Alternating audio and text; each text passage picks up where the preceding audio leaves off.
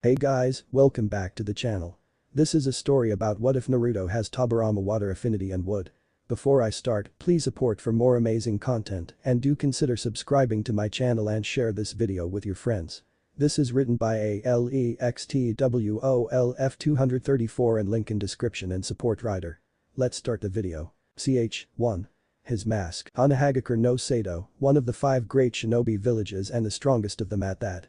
It prospered under the will of fire, the philosophy which Hashirama Senju, the Shodaime Hokage, founded the village and all of its shinobi have lived by. It states that the entire village is like a large family and every Konoha shinobi with a will of fire loves, believes, cherishes, and fights to protect the village as previous generations had done before them. Such examples of said ninjas are the Hokages, the strongest, wisest and most respected of all. Their names are forever recorded in the history of shinobi. The first one was Hashirama Senju who possessed a feared Mokuton. He was followed by his brother, the Nidaime, Tobirama Senju, who had such an affinity for Suiton that he could extract water from dry air.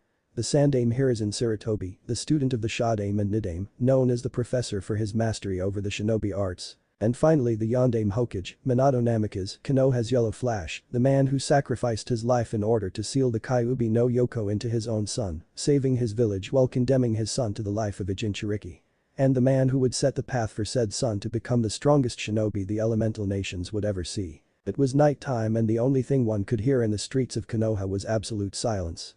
The Anbu, the elite shinobi force directly under the control of the Hokage, who acted as his sword and shield, went by their assigned patrol area, making sure that the peace the civilians enjoyed in the night wasn't disturbed. How come they didn't notice the Hokage monument being defaced was a question none could answer. Idiots all of them. Thought the defacer. A young teen with a height of 59, 1.80 meters, pretty tall for a 15-year-old. He was wearing a black hooded jacket that failed to cover all of his blonde locks. In the back of said hoodie you could see an orange whirlpool, and if you looked closely you could see that it was formed up by 9 foxtails. He wore black Anbu pants with the ends tied up by the shins with dark blue medical tape, a long-sleeve V-neck shirt of the same color that had an orange stripe in each of its sleeves, and the kanji for 9 in the front. Underneath it he had a mesh shirt and also wore black ninja sandals. Well, not that I can blame them. I mean my stealth skills are pretty much the best in the village. He muttered. But they still should have expected you to do something tonight. Either it be a prank or getting said prank ready. Said a deep voice in the mind of the prankster. After all, tomorrow is the last day you have to attend that stupid academy Naruto. Yes, tomorrow is the Genin exam, well at least the one that will show which of us can even become Genin. Thought the blonde. Who do you think will pass Kurama? 10 yes only 10 will pass, but I am sure you know who they are. Responded Kurama, or as the village knew him the Kyuubi no Kitsune. The strongest Bijuu, the one who could create tsunamis or break mountains with a swipe of one of its tails. And Naruto definitely knew who the 10 future Genins would be and the teams they would form. 9 clan heirs and a civilian. Shikamaru Nara, heir of the Nara clan, son of the Jonin commander Shikaku Nara. A lazy genius with an IQ of 200, someone even Naruto would be hard-pressed in a battle due to his strategic mind. While some were 3 steps ahead, Naruto could be from 10 to 20 and Shikamaru, well he normally was from 50 onwards. Choji Akimichi, heir of the Akimichi clan, son of Choza Akimichi. There really wasn't anything he could say about Choji now that he thought about it. He could practically be defined as a peaceful and kind glutton. Don't get him wrong, Choji had the potential to be great, but he would need a rude awakening in order to even grasp that potential. Ino Yamanaka, heir of the Yamanaka clan, daughter of the second in command of the T&I department Inoichi Yamanaka. A rash, loud, dieting and annoying fangirl. The only reason she would had a chance of passing would be her clan techniques. And these 3 would definitely be put together because of the Ino Shikacho rate of success in a capture and interrogation team. Nothing else. Then obviously came the tracking team conformed by Hyuga, an Aburam and an Inyazuka. Following that order we had Hinata Hyuga, possible heir of the Hyuga clan, firstborn daughter of Hiashi Hyuga and older sister of Hanabi Hyuga. She was a docile and shy girl who didn't have the resolve necessary to harm the enemy. Reason why she was the possible clan heir after all they couldn't have a weak clan heir, because as Naruto once said to the Hokage, the Hyuga clan is made up of a bunch of old-minded traditional bastards with a stick shoved so far up their ass, it could probably stick out of their heads Jiji. Then came Shino Aburam, the clan heir of the Aburam clan, son of Shibi Aburam. He had great control over his clan techniques, which focused on the use of special chakra-consuming insects called Kakechu. His weakness like many members of his clan was his low chakra reserves and lack of any kind of taijutsu or bukijutsu. Kiba Inyazuka, clan heir of the Inyazuka clan, son of Tsume Inyazuka and younger brother of Hana Inyazuka. His clan was widely known for their feral natures and the bonds they had with their ninkin. Kiba specifically was a rash, gloating and a foolish bastard. He thought everyone should bow down to him and his whims, especially the girls. Of course he didn't really have any luck with that last one. Finally the heavy-hitting team, or the first response. The one where he could either end up making part of or being paired with the most. The one with 4 possible members. The first one being Sakura Haruno, a civilian girl, daughter of a member of the civilian council. She was just like Ino or even worse, the only difference is that she didn't have any clan techniques and had book smarts with a good chakra control due to her incredibly low reserves. Nothing really worth noting. Then came the Uchiha twins, the prince and princess of Konoha, the 2 only survivors of the Uchiha massacre done by their elder brother, the kinslayer Itachi Uchiha.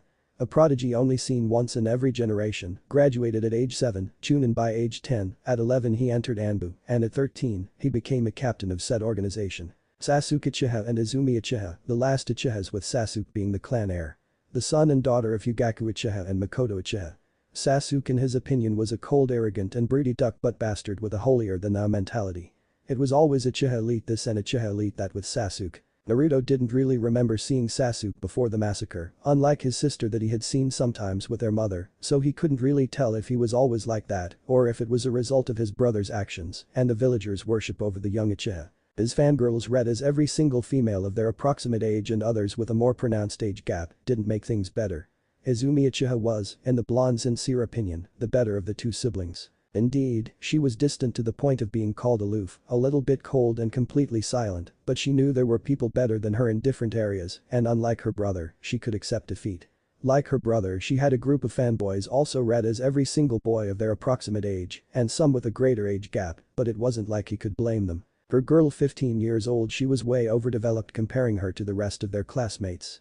Well you could call Hinata, Sakura and Ino cute or pretty, Izumi was downright beautiful.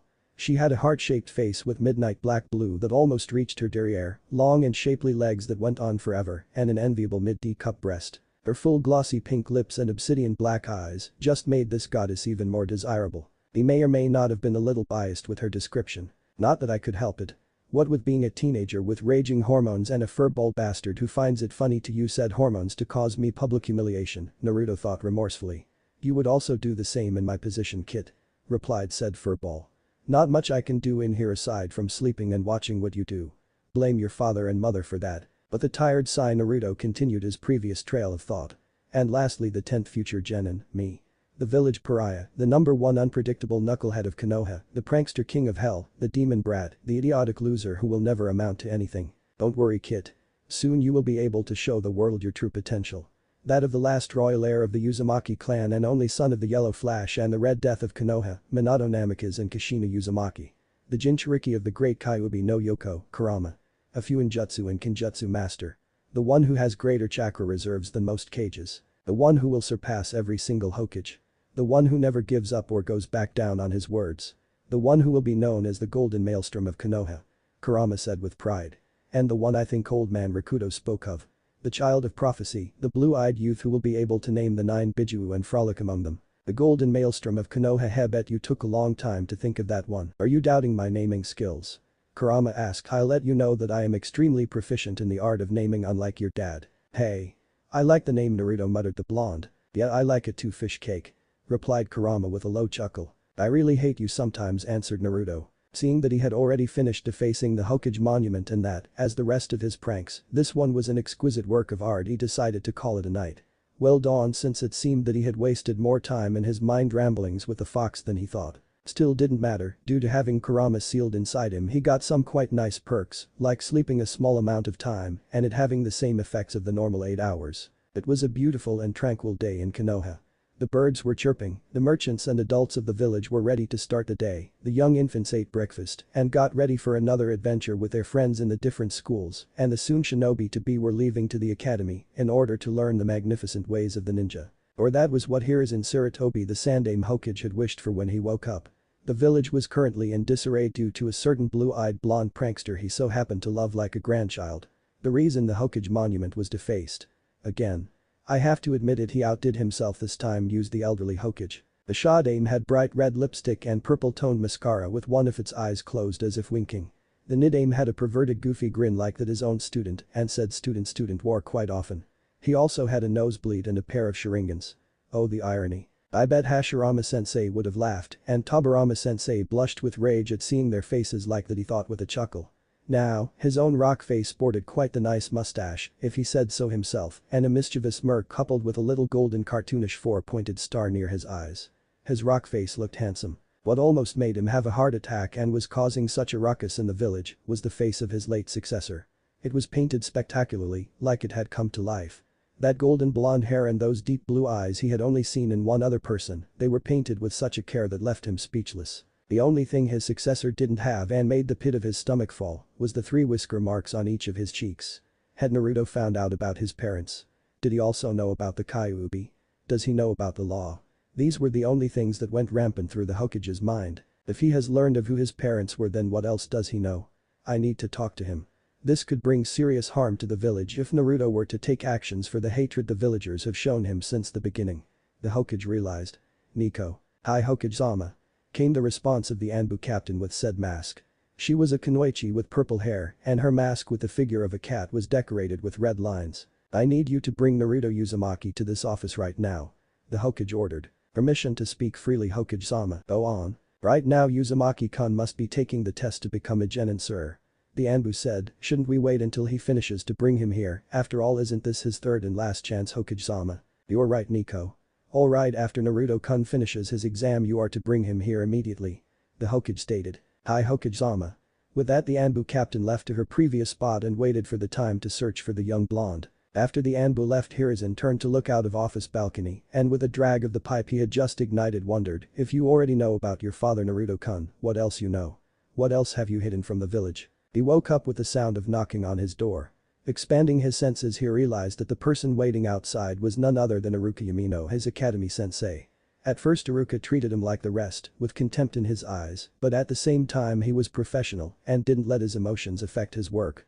He had really appreciated that. As time passed it seemed that Naruto had managed to worm his way into his sensei's heart to the surprise of both. Getting up and seeing that last night's clothes were intact and considering he had bathed last night before going out, Naruto decided to forego changing into new clothes. Well, let's get the last day of this farce started, thought the blonde. In a puff of smoke the tall black-clad blonde teen disappeared and in his place a midget wearing an orange jumpsuit read as monstrosity by the rest of Konoha with a bright grin on his face appeared. I still don't understand why the Henge no Jutsu is so underestimated. I mean, with it we can transform into freaking anything, thought the boy. It's because only you are capable of making said transformations completely solid. In your case the Henge changes from a D rank to an A rank, Kurama commented. As a kitsune I must say I am goddamn proud of you. Why thank you, Naruto mentally replied as he got ready to open the door and continue with his farce. Hey Iruka-sensei, how are ya? Damn pissed off with you, you stupid brat. Hey, don't you dare shout at me, I am gonna be the next Hokage, you know. No you're not if you missed the genin exam because you overslept. Huh? That was today. A sheepish Naruto asked while rubbing the back of his head. Yes it is. And I am going to enjoy watching you squirm through it all, said Iruka after grabbing Naruto's head and picking him up using said head. Tai. Oi, let me down, it freaking hurts. Ah. Is that so? Replied the Chunin with a sadistic smile. Too bad that we are taking the scenic route to the academy then. Oh, and before I forget, we will be talking about defacing the monument later, Naruto-kun. The blonde could only gulp at that. It was already time for the third part of the genin exam, the Academy 3, and with it Naruto's plan of ending as the dead last was coming around perfectly. In the first part, a written test, Naruto had answered enough questions to barely pass. In the second part, the Shuriken Jutsu and Kunijutsu test, he had it quite easily. Iruka's assistant teacher Mizuki team had given him blunt and dull shuriken and kunai. He just needed to use a little of Futon manipulation in some of his weapons, and there, he had the bare minimum to pass again. Now the third test was causing him quite the dilemma. Fail it? No. Come on, I need you to fail it. I said no, besides it's not a need, it's a want. Come on kid, I need to know what he has planned, it could be incredibly fun. I'm not failing this so you can amuse yourself, you bastard fox. Oh please, you will just need to show that old monkey your skills and you'll be promoted. I just said no, you goddamn fox, and shut up already, it's almost my turn. Alright, I'll stop, sheesh, you're no fun, as if I would let you ruin my fun, kid. Next, Naruto Uzumaki. Entering the testing room, Naruto saw Iruka and Mizuki with clipboards in front of a desk filled with headbands. Looking at Mizuki's forced smile, he admitted to himself, I also want to know what Mizuki team has planned, but I won't risk it. My graduation is way more important. What is he talking about, you may be wondering? Well, another of Kyuubi's perks was an advanced sensing prowess. With it you could even sense the negative emotions of others, and for a while, Mizuki's had been really dark. Now Naruto, you must show us the Academy 3 in the next order. Henge, Kawarimi and finally the Bunshin no Jutsu, said a smiling Iruka. Sure Iruka-sensei. Warwick no Jutsu. And with that shout, a completely nude busty blonde with her hair tied up in long pigtails and 3 whisker marks in each cheek appeared in a cloud of smoke. Her appearance caused a large nosebleed to come out of the 2 adults present in the room and a certain scar-faced Chunin to throw his clipboard to the transformed blonde's face. The clipboard hit its target, although to Iruka's surprise it was Mizuki's face who received the blow.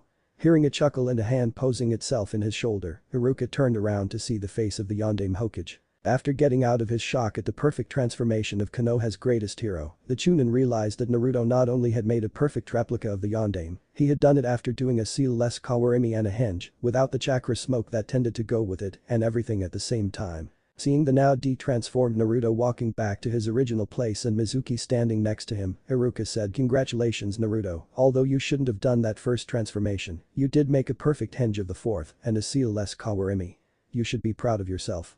Causing a large goofy grin to appear in the orange-clad teen. "Now the only thing left is the Bunshin and you will become a Genin." "Alright, here I go sensei. I am really sorry for this kid or not." Now, Naruto knew he couldn't do the normal academy clone, after all his chakra reserves were larger than those of the Hokage. So he was going to do his favorite jutsu of that type, the Kage Bunshin no Jutsu. It was an A-rank jutsu that created solid copies of the user and when dispelled, gave back the original all of its memories. The downside was the chakra cost. A seasoned jonin could very well create 10 of this type of clones, Naruto could create 1,000 without breaking a sweat. What Naruto didn't expect was the bastard fox sending him a mental image. A very provocative mental image of a certain Uchiha. Izumi was on top of a white bed while wearing a light blue bikini, if you could call that a bikini with all the skin it showed. With a mischievous glint in her eyes that promised a lot of pleasure, the teen Uchiha said while reaching for the back of her top. "Naruto-kun, shall we have some fun?" And with that said, Izumi's bikini top fell down. Naruto came back to reality with a jolt when he saw a plume of smoke appear next to him. Out of the smoke came out a half-dead pale clone. But shocked Naruto could only hear Iruka shout at him, "You fail." And Kyuubi's failing attempts to stop his laughter. "Come on Iruka, let Naruto-kun pass, didn't he make an excellent job with the other 2? We could let this one pass," Mizuki said. "You know we can't do that Mizuki, all the other did at least 2 perfect clones. I won't let someone pass if they can't make something as easy as the Bunshin." And with that Naruto left the room, bangs covering his eyes. Outside of the academy, you could see the parents of the new addition to Konoha's forces congratulating them and imagining the great future their sons and daughters had ahead of them. Some others sent not so subtle glances to a certain blonde that was currently sitting in the only swing by that part of the academy. If you were to ask a civilian why they sent so many glances to the blonde, they would answer with, "He looks disappointed and angry. I really don't want to be here if that damn boy were to show his true colors and unleash that. I really hate when they talk about me or look at me like that," thought the scowling Naruto. "Well kid, I think it's because of the scowl. I don't want to hear anything from you right now. Oh come on, you like the mental image, don't even try to deny it." "Yes, I did like the image, but as I stated before, refrain from talking to me. I am concentrating on the depressed look I have to give. You realize you don't look depressed, right? You actually look somewhat murderous and a bit constipated." Hey kid, hey kid, hey kid, guess what? What? The show is about to start." Indeed, looking up he could see Mizuki approaching, a fake smile like always. "Hey Naruto-kun, how are you doing?" "Not so well Mizuki-sensei," said the blonde with a sigh. "It's just after this, my dream, my hard work and my promises, are they really over? Were they useless? Did everything I said were just empty words?" The same Mizuki was shocked after that answer was an understatement. Well, who cares if the demon can have deeper thoughts than Ramen and becoming Hokage, this actually makes everything easier. "You must understand Naruto-kun, Iruka just doesn't want you to get hurt. You see, he has experienced the pain of losing your friends and teammates in battle and just wishes that you don't suffer the same fate. After all, our job line is very dangerous." "You are right sensei, but you know I'd do anything to become a ninja." "Well, if those are your honest thoughts Naruto-kun, I will tell you about a little secret exam that will let you become Genin if accomplished." "Really, come on sensei, what is this test?" "I'll do it, you'll see." Hook, line and sinker, thought the 2 shinobi and the fox inside one of them. "This has been way too easy," thought Naruto. "Tell me about it," replied Kurama. "Knowing you, I won't need to tell you to copy everything in that scroll, will I? As if either of us would let this chance pass. The best thing is that in this scroll there must be something nice to add to some of my little Fuinjutsu projects. Indeed, by now I believe your Fuinjutsu skills have surpassed those of your parents, so coping or adding any other to the ones you already have must be easy for you," commented Kurama. "Take that, Minato Kushina, your son at 15 has already surpassed you both." "Alright, let's get started," muttered Naruto while creating 11 clones. Okay guys, 10 of you will start copying the scroll, while number 11 will read every jutsu and dispel itself once he finishes with that. I'll see what jutsu I can work out while Mizuki arrives. The original blonde stated. I should have definitely asked for the meeting time, thought a bored blonde. It's been what, 6 hours? 5 hours 43 minutes and 25 seconds. Stated Kurama, but who's counting? As Kurama said, it had been already 5 hours since Naruto stole the forbidden scroll from the Hokage tower. The sun had already set almost 2 hours ago, and there were no signs of either Mizuki or any other force sent by the Hokage, who must have surely noticed its absence, to retrieve the scroll. Hey Kurama, should I dispel the rest of the clones? Asked the teen. Yes, it would be for the best, we don't need you getting distracted by one of them dispelling in the middle of the battle, I'm sure will come. Sending a message to the clones for them to dispel in groups of 10, Naruto sat at the base of a tree to go through the memories he was about to receive. Memories of groups of clones each practicing a different jutsu, chakra control exercises, and some sealing methods he now knew thanks to the scroll, were being organized when he felt a familiar chakra signature approaching him. Kurama, could you please finish organizing the memories? I need to prepare for what's about to happen. Alright. I'll try to finish as fast as possible, replied the kitsune. Thanks. Retransforming into the orange-wearing midget, this time looking worse for wear as if having been in a street brawl, Naruto waited for the familiar chakra nature to arrive. While waiting, he felt another familiar, but darker, presence approaching the clearing where he was waiting. Naruto! Shouted a furious Iruka. What have you done? Hey there, Iruka-sensei. I just passed a secret exam, right? I mean, being able to steal the forbidden scroll from the Hokage residence is totally awesome and shinobi-like. Right. Exclaimed the blonde. Secret test. Naruto, what are you talking about? Asked the Chunin. Huh? You know, the secret test. The one that will immediately make me a genin. Mizuki-sensei told me about it, Naruto answered. Naruto, there isn't a secret test, Mizuki lied to you. The face of the blonde fell at that. What? But why would Mizuki-sensei lie to me? Don't believe him, Naruto shouted at just recently arrived Mizuki on top of a tree branch. He is lying to you. In fact, everyone has been lying to you. What do you mean? Mizuki, don't, it's forbidden. It's quite simple, Naruto. It's the same reason why everyone glares and insult you. Started the white-haired Chunin. The reason why everyone hates you, included Iruka, it's because you are the Nine Tails incarnate. Was it? Perfect timing as always. I try my best to serve, answered Kurama, so what's up? But it's simply Mizuki team is giving an evil monologue of how you can't be defeated and dad sealed you in me, making me by default you incarnate. Also how he will give the scroll to Orochimaru and gain incredible strength to destroy Konoha or something like that. Stated in a bored tone Naruto. You know I should go, he seems to be finishing. Now give me the scroll and die, demon. Shouted Mizuki as he sent a barrage of shuriken towards the blonde. How about no? Replied the blonde, and to Mizuki's and Iruka's surprise deflected every single shuriken with a katana he pulled out of his jumpsuit. How did you? Muttered in disbelief Mizuki. What? The fact that I was able to deflect every single shuriken. The katana I clearly didn't have mere seconds ago. Or is it the fact that I already knew about the Kyuubi and befriended him, or that I clearly hid every single skill I possessed because deceit is a ninja's greatest tool? Replied the blonde to the question. By the way, Kurama, what jutsu did my clones manage to master? Oh yes, the jutsu, well kid, your clones managed to learn quite a few, responded the fox. To be more exact, 5 B ranks, 1 of each of the main affinities. You got Futon, Senkin, Suiton, Sujinheki, Raiten, Jon, Kaiten, Kankamakyaku and Doten. Dorakeki. 3 offensive and 2 defensive, a good combination. Thought Naruto. So my furry friend, shall we test them? You know it, replied with a laugh said Furry Biju. You know, Mizuki team, you are quite the lucky guy, said the teen to the Chunin. After all, you are the first person to ever taste some of my true actual skills. So? Shall we have a retake of the genin test? At that, a plume of smoke enveloped the Jinchuriki, and from it came a tall teenager with medium-length blonde locks that framed his forehead and the sides of his face, like Minato, but a little shorter, and deep blue eyes that promised retribution to those who wronged him. Wearing the previous night's outfit of a black hooded jacket with an orange whirlpool on the back, and boot pants of the same color tied by the shins with dark blue medical tape, a black shirt with a kanji for 9, and a mesh shirt underneath, with black ninja sandals to complete the look. Mizuki took a step back. What? Scared of me, Mizuki team? Laughed the blonde. Scared? Of you? A filthy little demon. Ha ha ha, now Naruto, you should know that a little henge won't change anything, right? Replied Mizuki. A henge, huh? He's underestimating me even after what I have showed him, thought the blonde with narrowed eyes. Well then, should we test the efficacy of this henge? He asked with a smirk. Grinding his teeth at the smirk the blonde showed him, Mizuki sent another barrage of shuriken with a yell. Like last time, the blonde deflected them with his sword. What is throwing shuriken all you know? Taunted the blonde. Don't worry, it's my turn now, and in a burst of speed the blonde appeared behind the white-haired Chunin and sent him tumbling through the air with a well-placed kick. That fast, thought the forgotten Iruka. Mid-air Mizuki turned towards the blonde while going through a set of hand seals. "Suitin. Tepndama," exclaimed the man as he shot a water bullet from his mouth.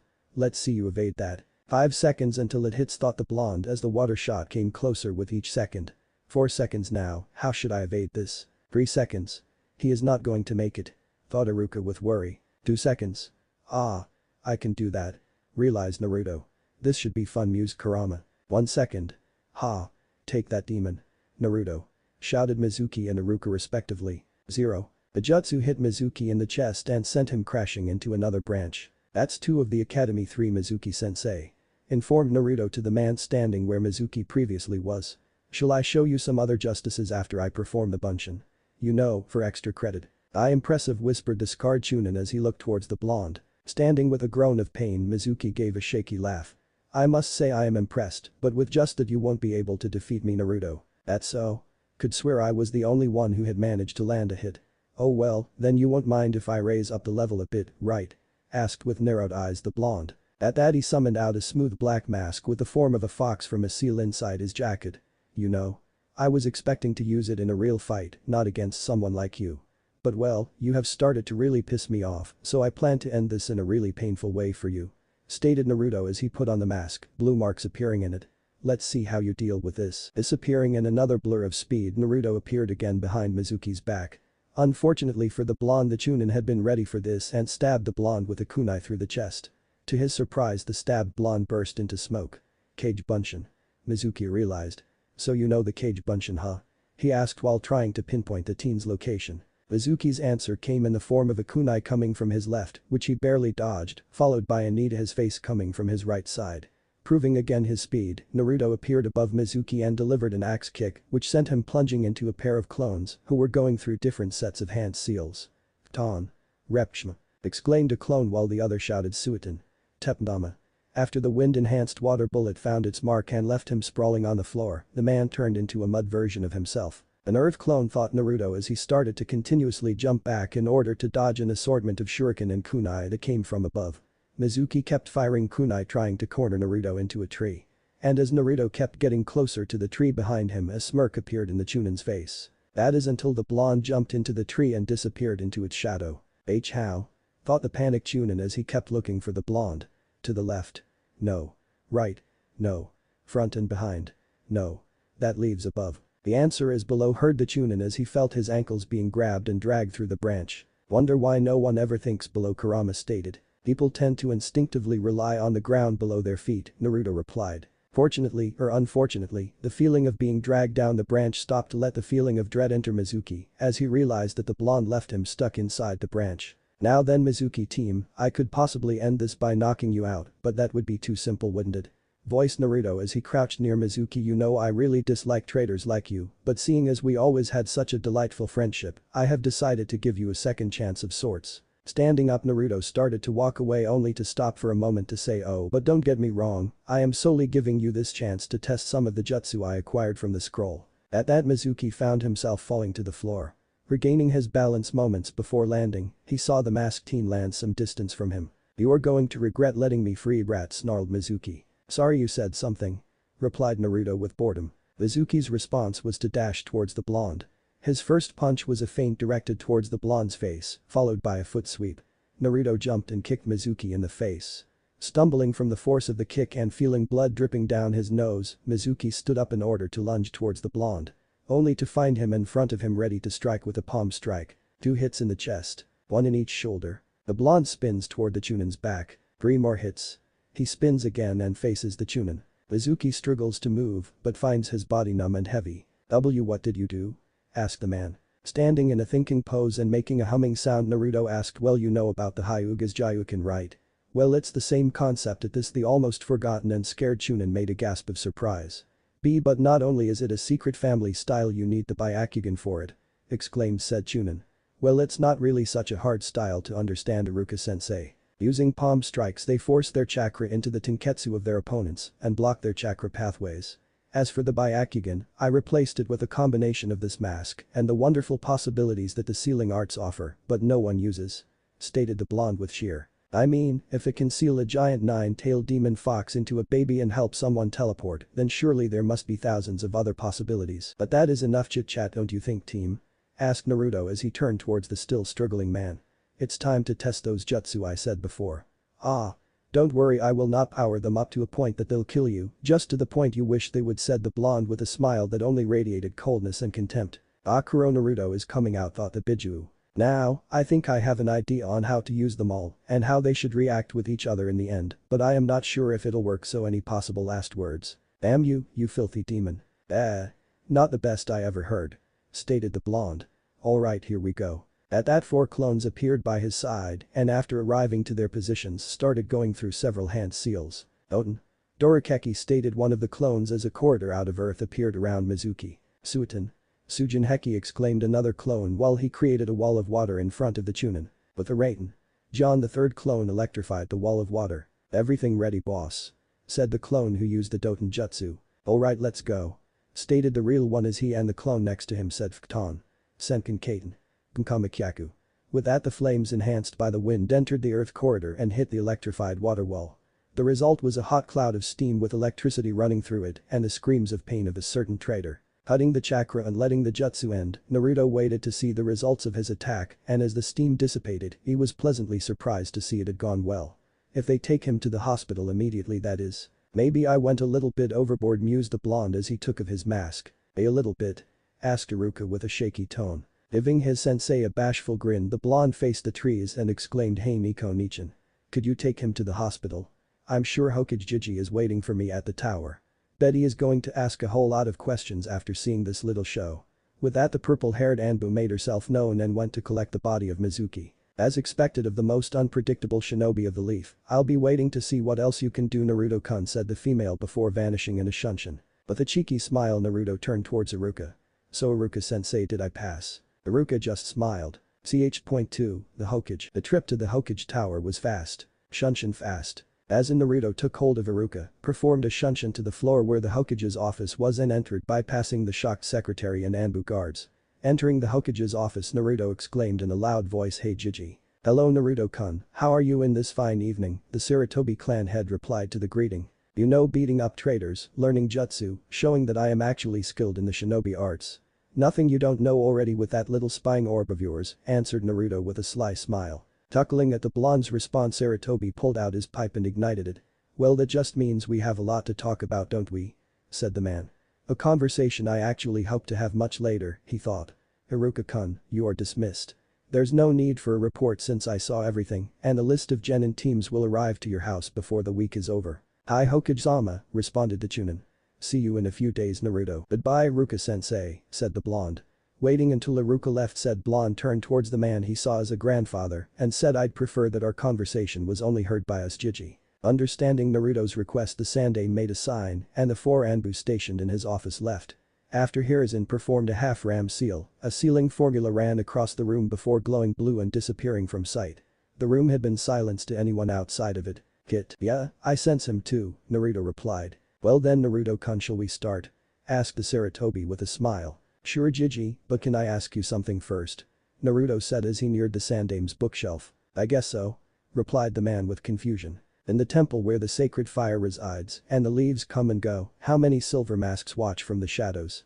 asked the blonde as he reached for the pouch in his back. Narrowing his eyes, the third Hokage answered 4. In a flash, Naruto's hand that had previously been in his back reached into the bookshelf and pulled out a masked man, a tag attached to his chest.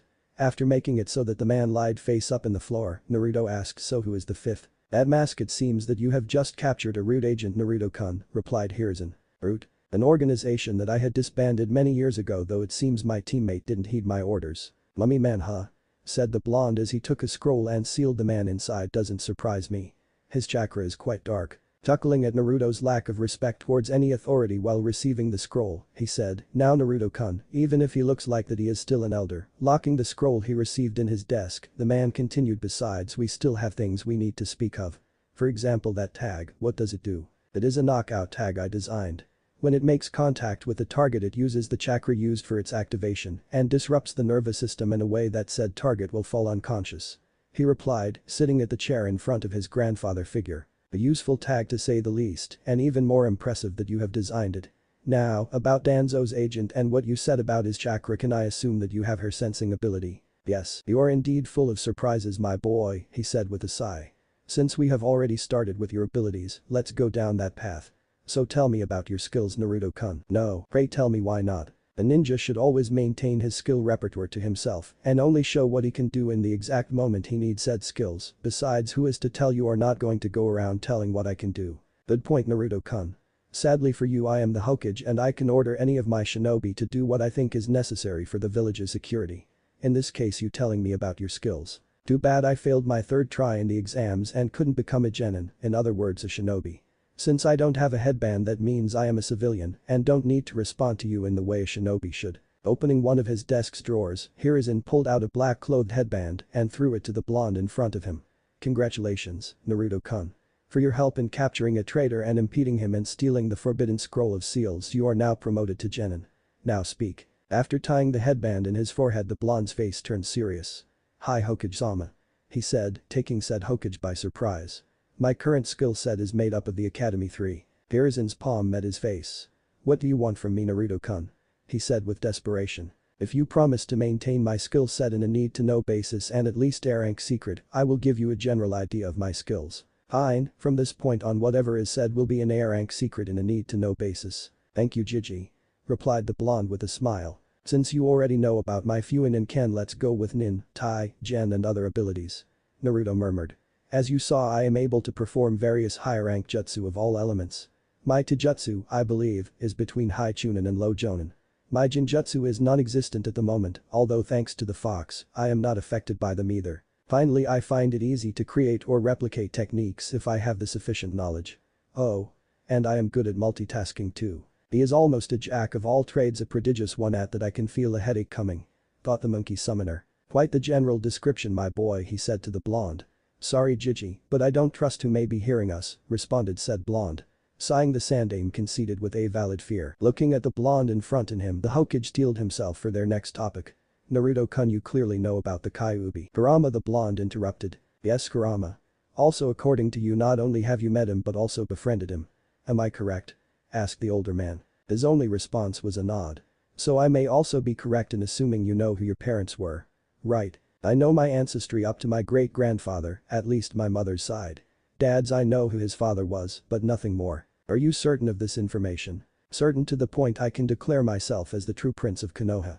The one who has direct blood ties with 3 out of 4 Hokages. Yes, not only is he the son of Minato-kun, who was the 4th, we also have to consider Kushina-chan's lineage, pondered Hiruzen, remembering the pact the Senju and Uzumaki had done on Hashirama's time. If I remember correctly, one of the stipulations was that after Hashirama-sensei and Mito-sama married, the firstborn daughter had to remarry into the Uzumaki clan, to be more specific the Uzukage or one of his family members, back in Uzu. So when she met the age requirement, Kiyomi Senju married Arashi Uzumaki. 9 years before the Second Great Ninja War started and brought the demise of Uzu, they had Kushina-chan. Naruto-kun, how do you feel about being the vessel of the Kyuubi and the son of Minato-kun and Kushina-chan? Narrowing his eyes at the question, Naruto responded with, you are asking if I hate them or if I am going to seek revenge against the village, aren't you? Making the Hokage flinch. Don't worry, I am not going to do anything to harm the village or the ones who reside in it, even if I should. He sighed as he looked at his father's stone head through the window behind Hiruzen. My dad and mom, they died protecting me and the village they loved so much. Kurama actually showed me their last moments, you know. He said with a small smile. They sealed Kurama in me, knowing that I would be able to harness his powers and protect the village with them. They believed in me, a tiny little baby who didn't know what was happening around him, who would never be able to meet his parents and would have to endure the darkness that is the life of a Jinchuriki. His gaze turned towards his clenched fist as he continued. They named me Naruto after the book written by Dad-sensei, Jiraiya, and probably hoping I would become like the protagonist. He looked Hiruzen in the eyes. The bond that was created that night and the ones I have made up to this point don't leave me any other choice. I will grow strong to protect those I hold dear and the things they hold dear. I will endure the path I have chosen so that those that come after me can walk it safely. Because to never give up, to never flee, to never go back on my word, that is my ninja way. He couldn't breathe, no matter how hard he tried, his body didn't respond to any of his commands. The only thing he could do was stare at the people behind the blonde that he considered as his surrogate grandchild, people long dead, but that had such impact on him and others that they would never fade from memory. People he never thought he would see again, but this blonde teen had made it possible. The first, the second and the fourth stared at him. But how? Why? Was it because they were blood related? Because the blonde was the great-grandson of the first and great-nephew of the second? The actual son of the fourth? No. Naruto's eyes, he realized, those deep blue orbs of his that were oh so similar to those of his father, the light no, the fire that shined in them, was the same as those of the people standing behind him. A fire he had seen in the mirror so long ago and that had diminished to embers with all the pain that came with the duty he had. The will of fire. That which he hadn't been able to see so clearly in anyone after the death of his successor, it was there. Shining, burning, blazing in the eyes of one so young, but that knew pain and loneliness more than any other. Yes, if it's him I can certainly rest assured that Konoha will be safe. Thought the Hokage. An impressive way of the ninja I must say Naruto-kun. He thanks Gigi responded the blonde. Now, I would like to continue talking, but it is getting quite late and tomorrow you have to do your ninja registration process, so let's end it here for tonight. If you say so Naruto responded. But before I leave I have a question Gigi. You know elemental Kekkei Genkai right? How do they work? Although surprised by the question, if his eyebrows indicated, the man answered well, they are the ability to combine two or more elements to create a new one. Shouldn't he know this? The man thought. So like multitasking two elements right? Naruto answered back with a fox-like grin. Well then bye Gigi. He said as he ran through the door, disappearing from the man's sight. Thinking about the last question the blonde teen had given him, a sentence the blonde had said resurfaced in his mind. Oh. And I am good at multitasking too. Hiruzen Sarutobi choked. Naruto was currently patiently waiting outside of the Hokage's office, something that had the Hokage's secretary astonished. His finished registration papers in his hand. Now, he would have waited for the week to almost end in order to get them, but an Anbu had shown up in his doorstep to tell him the old man wished to see him. Since he had already become a shinobi he had to cut off his pranking, no way a respectable shinobi would go around pranking. Although it could make a great training exercise now that he thought about it. Besides it was the Anbu's and Hokage's fault by not giving him a set meeting time. They couldn't blame him. Naruto-kun you may enter, said the secretary Satomi Harada. One of the few people he actually liked. She and the librarian, a grandma by the name Aoi Taniguchi, were two of the few who treated him nicely. When he wasn't being annoying of course. Thank you Satomi-san, he responded with a smile before entering his grandfather's room. As she watched him enter her boss's office she smiled, I bet you would be proud Yondaime-sama. Ah, Naruto-kun. Welcome, said Hiruzen. It's been 2 days Gigi. What's the matter? He said, setting in the desk his shinobi registration papers. Taking the papers and examining them the Hokage said, well first I was going to remind you of the registration papers, but you seem to have already taken care of that. Nice picture by the way. You thought I was going to use makeup or something like that didn't you? Can't really say I didn't, can I? Don't worry Gigi, I won't blame you. Now was that all? Said the blonde. Setting the papers down Hiruzen straightened himself out. No, the real reason why I called you here was to first inform you about the inheritance your parents left you. Inheritance? I thought their house was destroyed in the Kyuubi's attack. Yes that is true. However Minato-kun was always a bit on the paranoid side and made a contingency plan where their house be destroyed by outside forces, he said, taking out 3 scrolls of the same color from his desk. The first 2 had the Hokage and Uzumaki swirl respectively, while the third was bigger than the others. The first one and biggest has all of the possessions of their house sealed in it. No I don't know how he did it, he said stopping Naruto from interrupting him. However I can't give it to you until the conditions set in the others are met. Now, this one contains Minato-kun's, and this one Kushina-chan's last will, and if I am correct a letter to you, he finished giving said scrolls to Naruto. Unfurling the scroll with the Hokage seal Naruto started reading. My name is Minato Namikaze, 4th Hokage of Konohamaru no Sado. This is my last will and testament. In the event of my death the following stipulation shall be placed. The Namikaze bank account, our house and my belongings, will be put under the name of Kushina Uzumaki. However in the case Kushina has also died, the following must be done. The account shall be placed under the name of our only son Naruto Uzumaki Namikaze. In case he hasn't reached the age of 17 or has become Chunin by the time, the account will be managed by Hiruzen Sarutobi or Jiraiya of the Sannin. If the house where Kushina and I live remains intact, they will also be put under the name of Naruto for him to live in.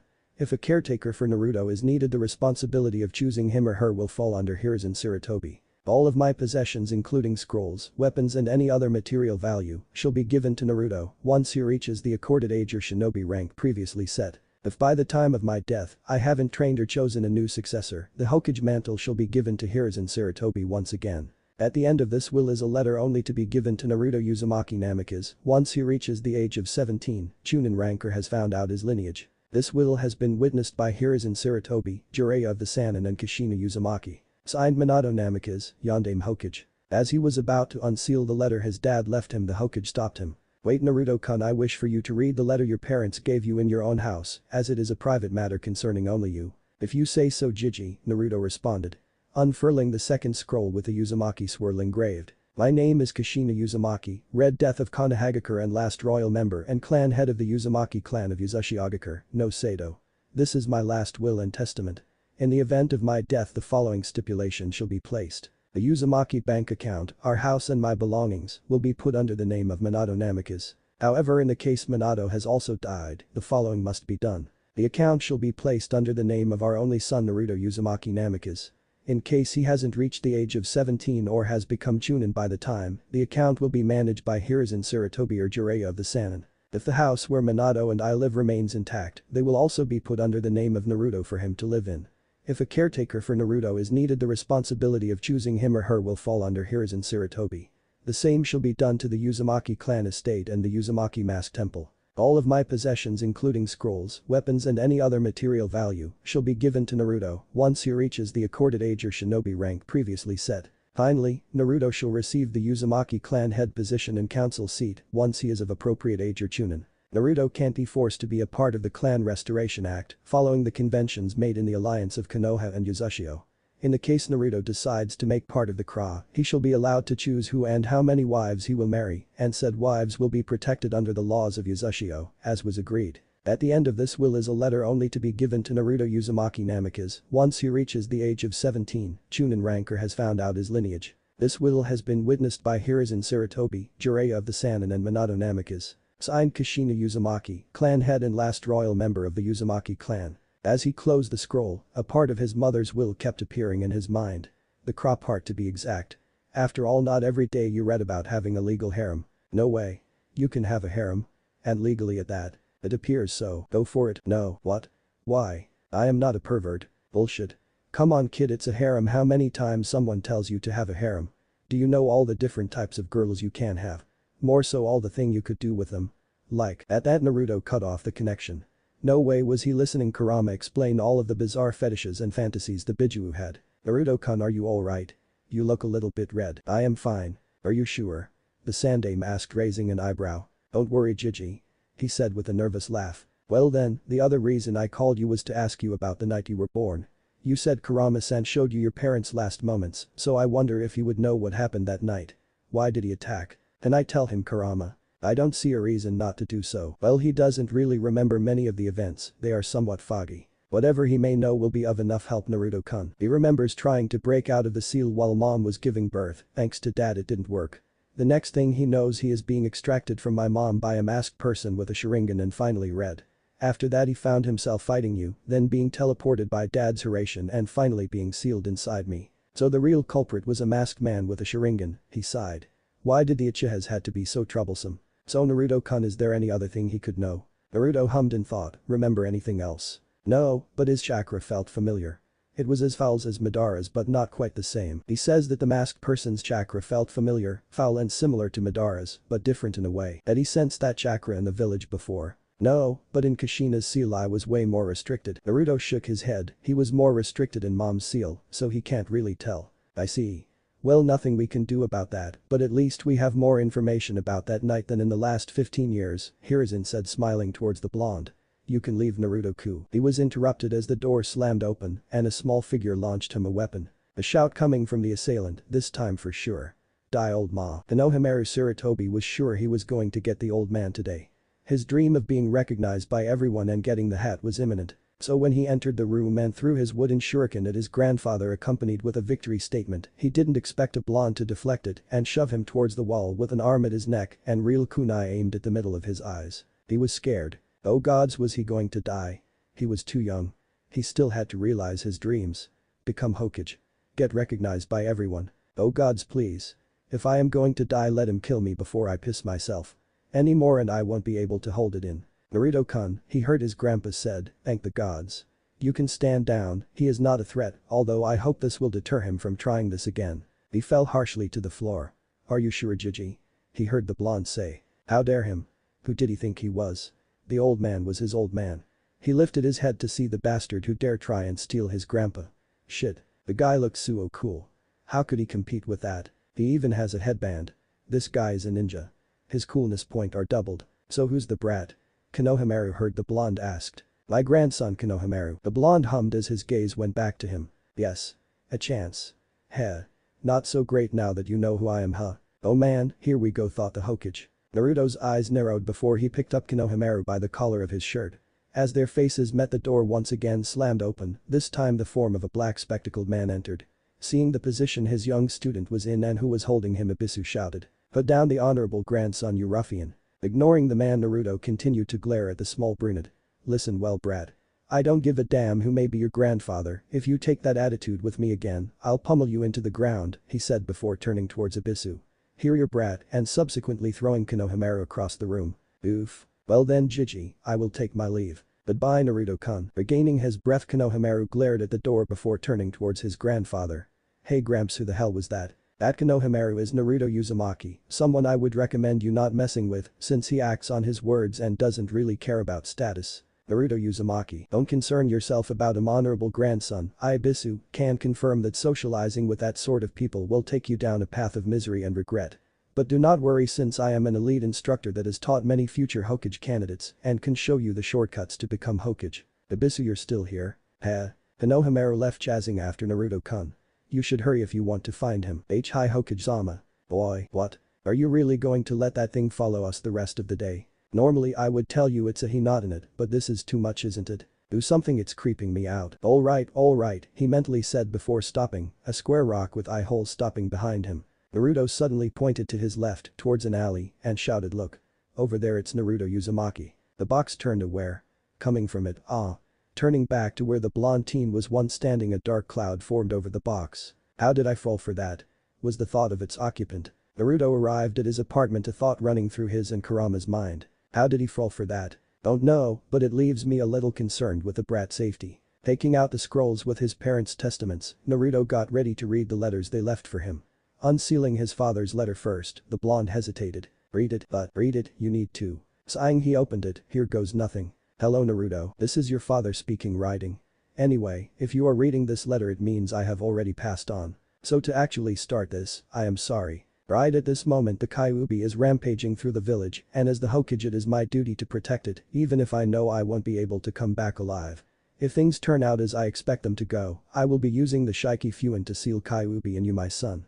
If you have taken to seals as your mother and I have, you should know what the Shiki Fuin does and the price it demands. However, if you didn't, it basically summons the Shinigami to take the soul of a being and seal it in his stomach or in a container.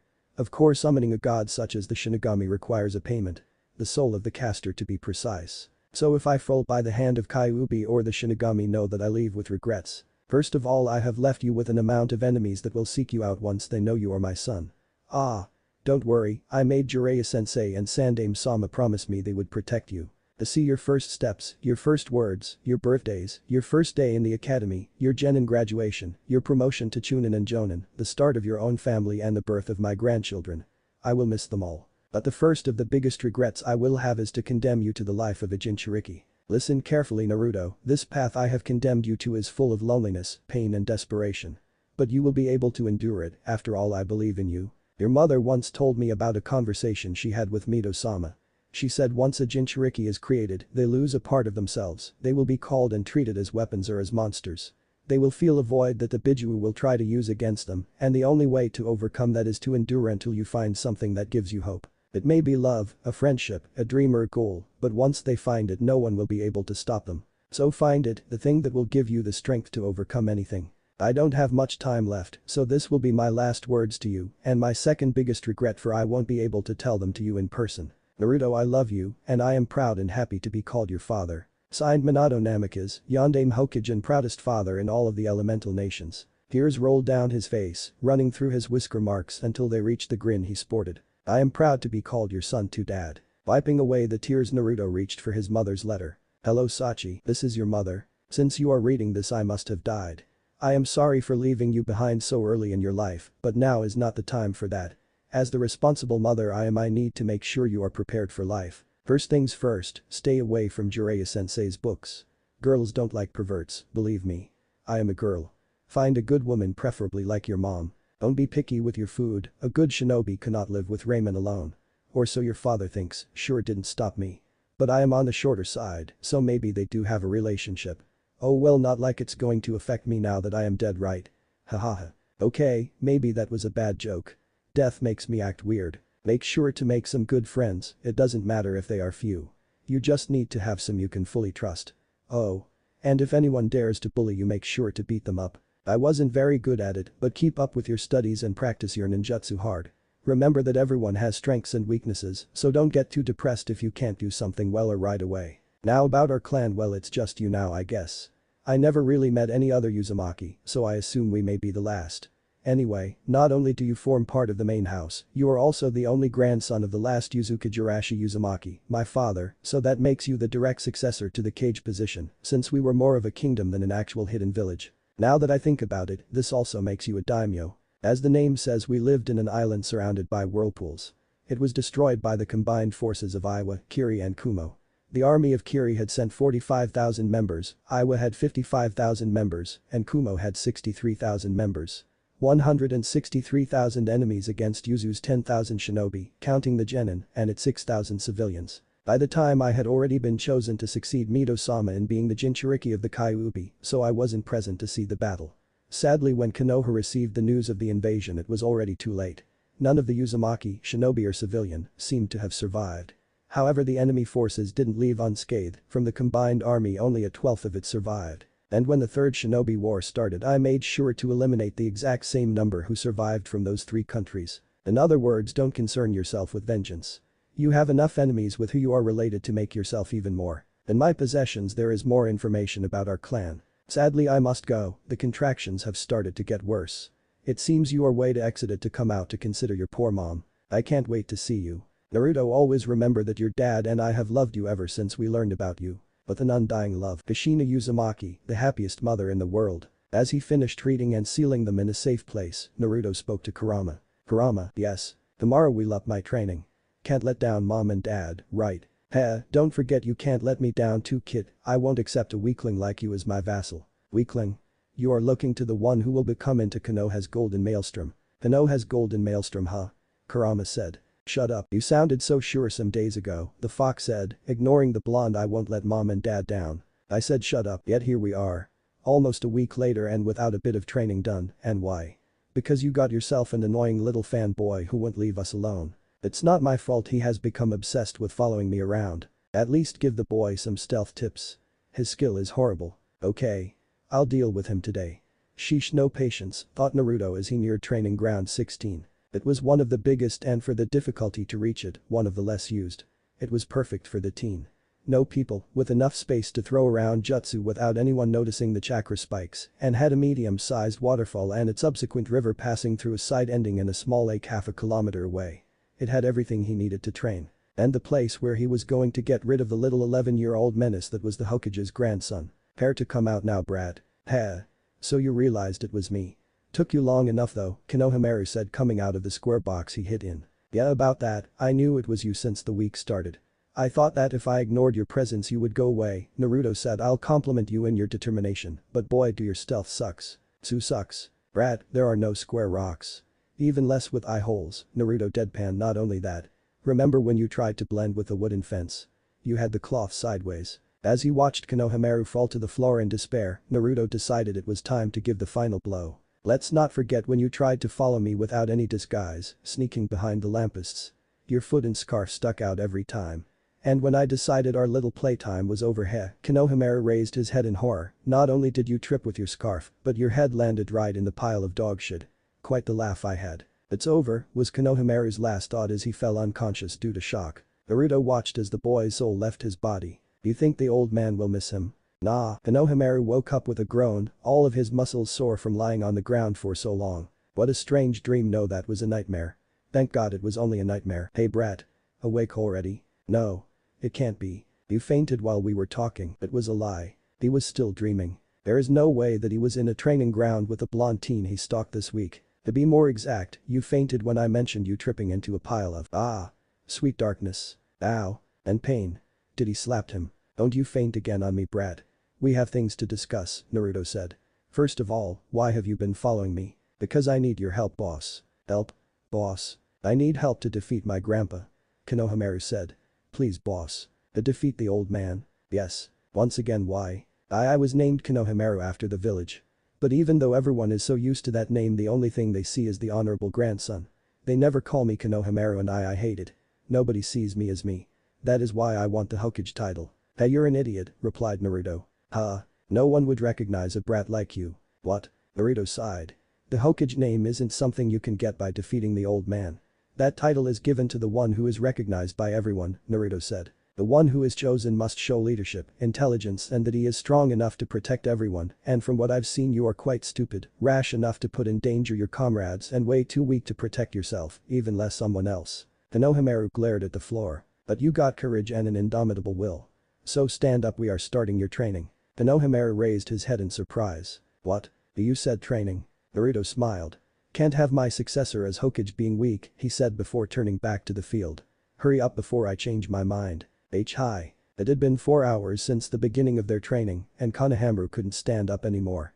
His new sensei was a slave driver and the worst was that the blonde was doing a training 10 times worse than his. He wasn't even sweating. Please no more, don't worry brat. You already finished for today. Managing to sit up, Konohamaru turned to the riding blonde, or at least the clone the original left to supervise him. No boss. What? When you said you were going to train me you said something about me being your successor. Are you also aiming to become Hokage? Yes. Why? Well, I am a lot like you brat. I too know the pain of people looking at you without recognizing your existence, so I too tried to become Hokage to make people recognize me. Luckily I met people who recognized my worth and changed my views. Now I aim to become Hokage in order to protect them and make them proud of me. By the way, what are you riding? This is your training regime. Since tomorrow I meet my team and start my ninja duties, I won't be able to train you every day.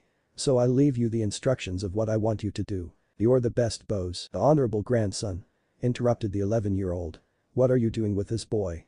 The now revealed Abisu said. He is training me way better than you in becoming Hokage. He training you to become Hokage.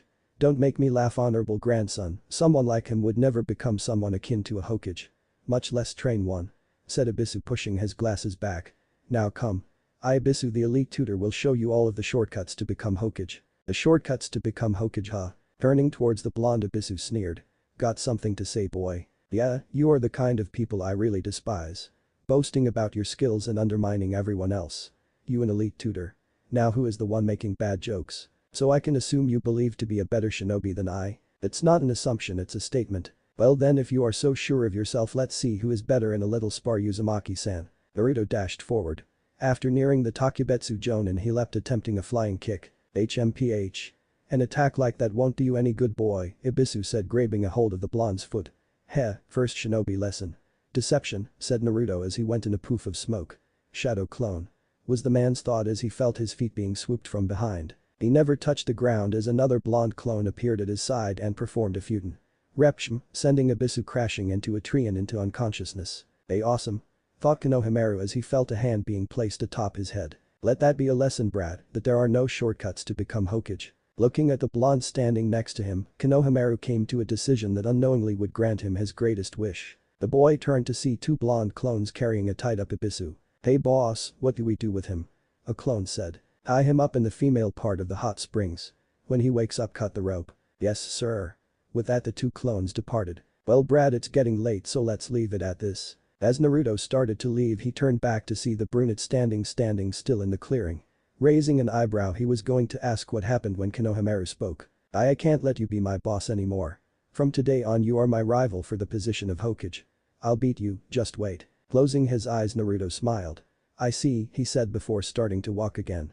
Well then, I will be waiting for you to come and challenge me for that hat, Konohamaru. As tear welled up in his eyes Konohamaru could only smile and shout, hi Naruto Nai-chan. Behind his glass orb the Sandaime smiled at his 2 grandsons. CH3.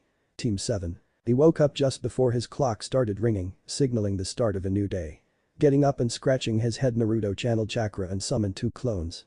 Alright guys, you know what to do, said the original as they went their separate ways, his own destination being the bathroom connected to his bedroom. As he undressed, showing quite an athletic body riddled with muscles but still being lean and fit, he pondered on the events that would occur throughout the day. opening the shower and waiting for the water to heat, thanks to a seal he had inscribed in the shower head. He thought, after that conversation with Gigi last week, there is a possibility that the team placements change, isn't it?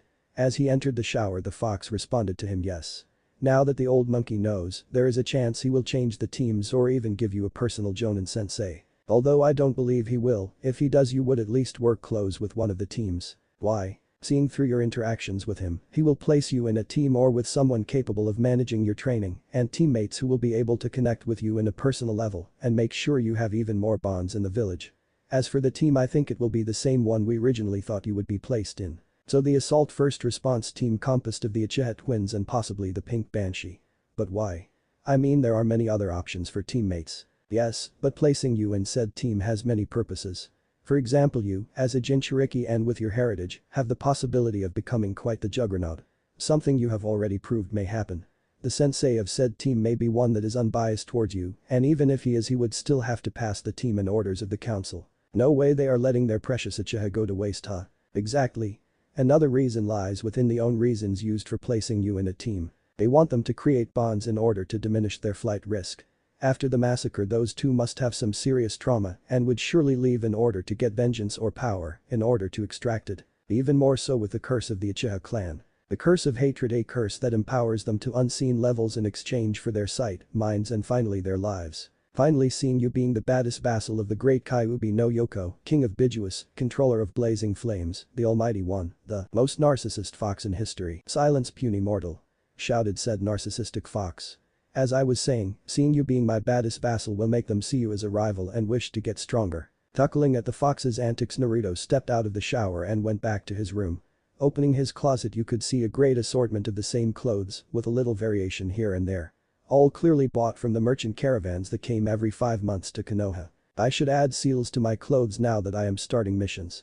He thought, while getting dressed, I'm sure they'll get damaged, and in no way am I giving my money to those civilian bastards. Leaving the bedroom, Naruto entered the corridor that connected his room, the guest rooms and a bathroom to the rest of the apartment. Now one would wonder how come someone as hated as him owned such a big apartment. The answer was quite simple, he owned the entire building. His previous landlord was one of those civilians who had lost someone on the night of the attack and, like everyone else, hated Naruto with a passion. The thing was that he also feared him. Feared him enough to sell the building to the first person who asked about buying it without even looking into the person's record or asking about him. So for a moderate price of 30,000 rim, Naruto, using a henge, bought the 2-story building. A really cheap price.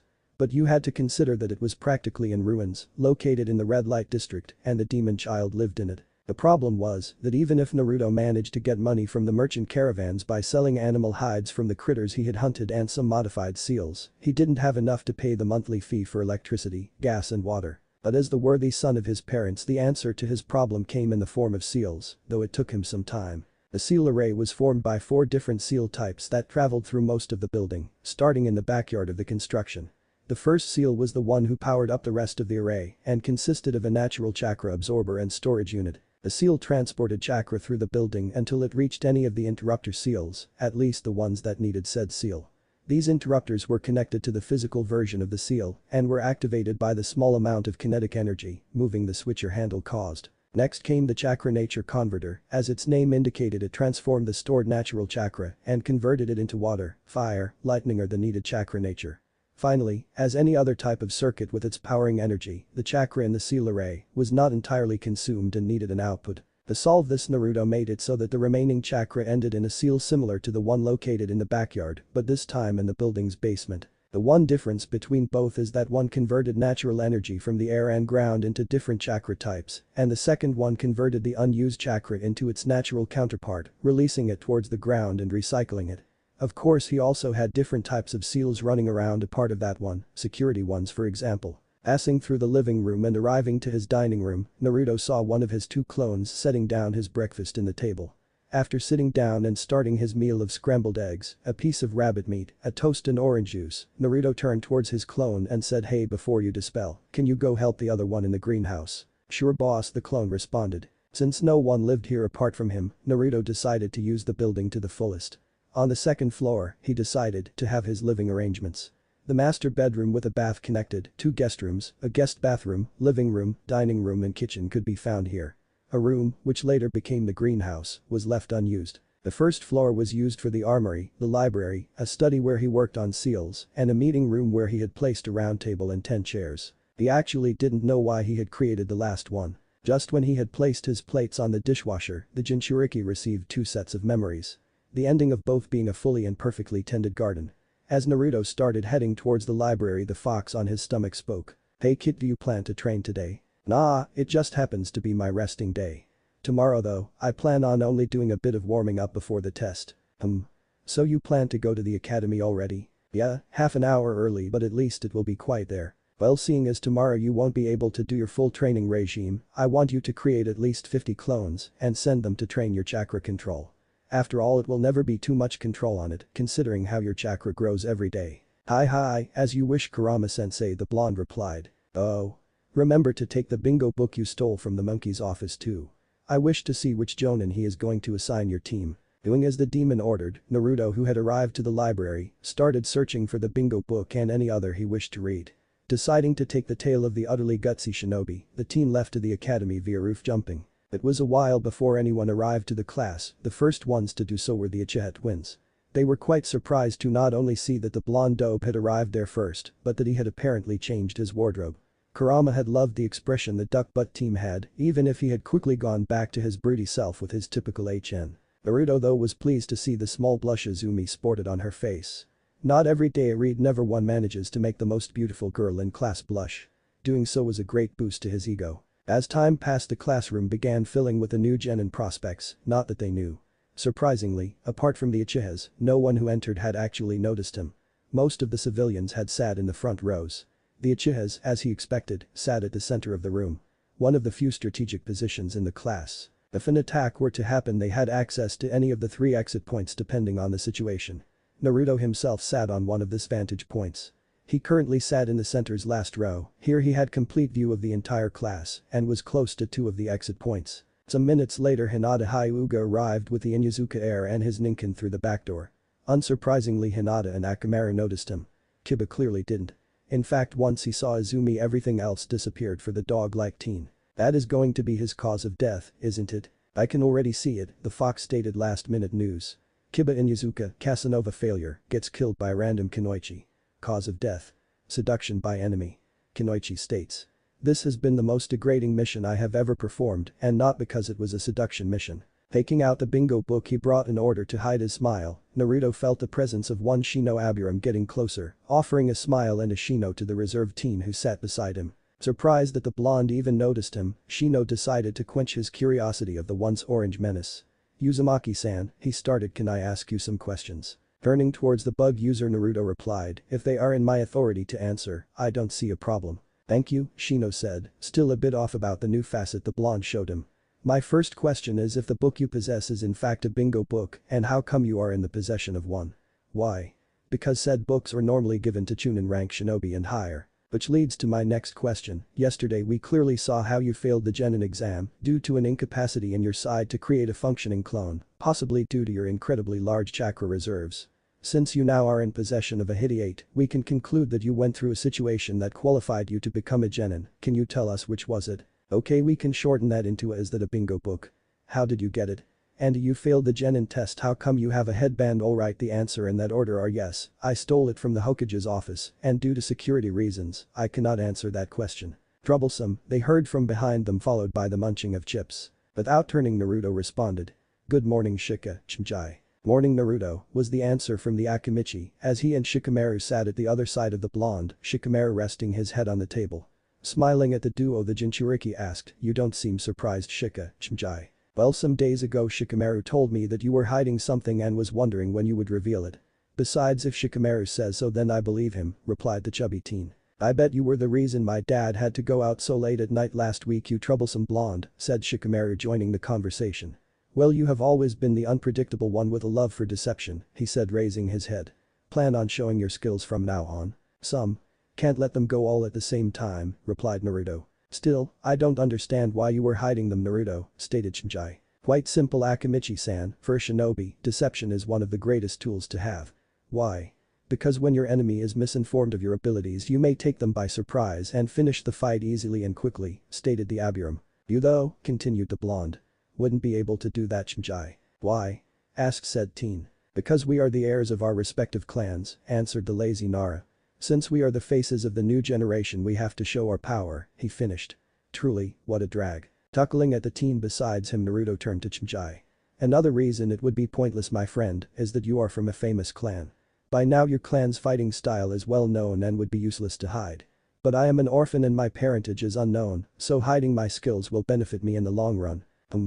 I see, said Chimchai before they heard a commotion coming from outside the class. Turning towards the door they could hear the resounding footsteps of two fangirls. A thought echoed throughout the room. Here they come again. The door burst open and a tangle of purple and pink-clad limbs collided with the floor. Screeches of "I was first" and "shut up Ino pig forehead" with a not-so-occasional "Sasuke-kun is mine" was all that could be heard through the room. As the two continued to fight, they failed to notice the irate Chunin behind them. Regrettably for Iruka, he forgot that beside the two fangirls in front of him, he also had an annoying fanboy in his class. "Shut up you two. I'm talking to Izumi-chan here," shouted Kiba joining into the fray. "Ino Sakura Kiba shut up and sit down," yelled Iruka. As the three scolded teens scrambled to any seat they could find Naruto murmured, "Their teammates are doomed aren't they?" To the amusement of the ones beside him. To the blonde's disappointment that seemed to be the moment Kiba took a notice of his presence. "Oh Idobe. The heck are you doing here?" "This is only for those who graduated," said the Inyazuka with a sneer. Sighing, the blonde just pointed towards his forehead.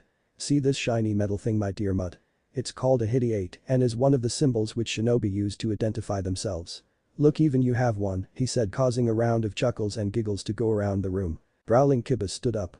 "Yeah as if you could gain one normally, so tell me who did you stole it from?" Naruto raised an eyebrow. Laughing the brunette continued, "After all there is no way an orphan, clanless dead last like you could become a ninja. I mean even your parents left you once they knew how worthless you were." Naruto's eyes were shadowed by his hair. The class went silent. Everyone, even Iruka, could only watch wide-eyed at the exchange. "Care to repeat that you filthy mongrel," Naruto said with disdain. The room becoming colder by the second. Kiba stood there with a smirk. "I said that even the whore of your mother and the drunk of your father left you once they saw how worthless you were." "I thought so," Naruto replied, his voice making everyone flinch. The next few seconds would show everyone on the room who was the superior genin. 1 second Kiba was standing by the center of the room, the blonde sitting in the back. The next Kiba was bashed with enough force to crack the wall. Naruto holding him by the throat. "I will only repeat this once Kiba if you dare speak of my parents in such a way once more, when I am finished with you death would be mercy." Naruto released Kiba from his grip letting the dog teen slumped in the floor, a trail of blood coming out of his lips. Without looking back the Jinchuriki went towards his seat, stopping momentarily to shake Iruka out of shock. As the scarred Chunin ran towards the fallen teen, the rest of the students could only send fleeting glances towards the blonde. Checking Kiba for any severe injuries Iruka sighed in relief, it seems he only has some rib fractures. Taking a hold of the teen Iruka turned towards the class, "Listen. I am going to take Kiba to the hospital. In the meantime Izumi. You will be in charge of reading the team placements. Once that is done you'll have a 1-hour lunch and will be expected to come back here to meet your Jonin sensei." Giving the brunette girl the paper with the teams the Chunin left the tension-filled class. As he sat, Naruto turned towards Shino. "Sorry for hurting your soon-to-be teammate Shino. Do not worry, why? Because I would have done the same were my parents insulted in that manner," said the teen. Offering a small smile Naruto turned towards the Uchiha princess, just in time to hear his own team. "Team 7 will consist of Sakura Haruno, Sasuke Uchiha." "Yes. Love wins no," interrupted the pink-haired and blonde girls. Giving an uninterested stare to the fangirls Izumi continued and Izumi Uchiha led by Kakashi Haddock. Groans started at the thought of not being with one of their idols. Ignoring them Izumi continued, "Team 8 is formed by Hinata Hyuga, Shino Aburam and Kiba Inyazuka. The team will be led by Kurina Yuhi. Due to Team 9 still being in commission, Team 10 will consist of Shikamaru Nara, Chimjai Akimichi and Ino Yamaka, led by Asuma Sarutobi. Finally Naruto Uzumaki," Izumi started, gaining the attention of the rest of the class. "Will be given the title of Takubetsu Genin and will be placed under the advisorship of Kakashi Haddock that is all." Murmurs started as the students raised to leave. No one daring to actually ask what a Takubetsu Genin was. Waiting for all the students to leave, some trying their best to evade the whiskered marked teen, Naruto opened the bingo book. No use in worrying about his status was Naruto's thought. Arriving to the page of a bearded man smoking a cigarette, Naruto started to read for the Nara and Akimichi. Asuma Sarutobi, high A-rank Jounin of Konohamaru and once member of the 12 guardians of the daimyo of Hai no Kuni. One of the sons of the Sandaime Hokage, Hiruzen Sarutobi. Has a high affinity for Kaiten and Futon. Known to use chakra-conductive trench knives with his Futon affinity. Has a bounty of 35 million rim. approach with caution. Troublesome, replied Shikamaru, a mumbled thanks coming out of Shinjai. Alright Kurenai Yuhi, said the blonde as he started to skim through the pages. Kurenai Yuhi, low A-rank jounin of Konohamaru. Known as the Jinjutsu mistress due to her powerful and efficient use of Jinjutsu. Has a fire affinity. Approach with caution. Readjusting his glasses, Shino gave Naruto a thankful nod for the information. Finally Kakashi Haddock, started Naruto. Borderline S-rank jounin of Konohamaru.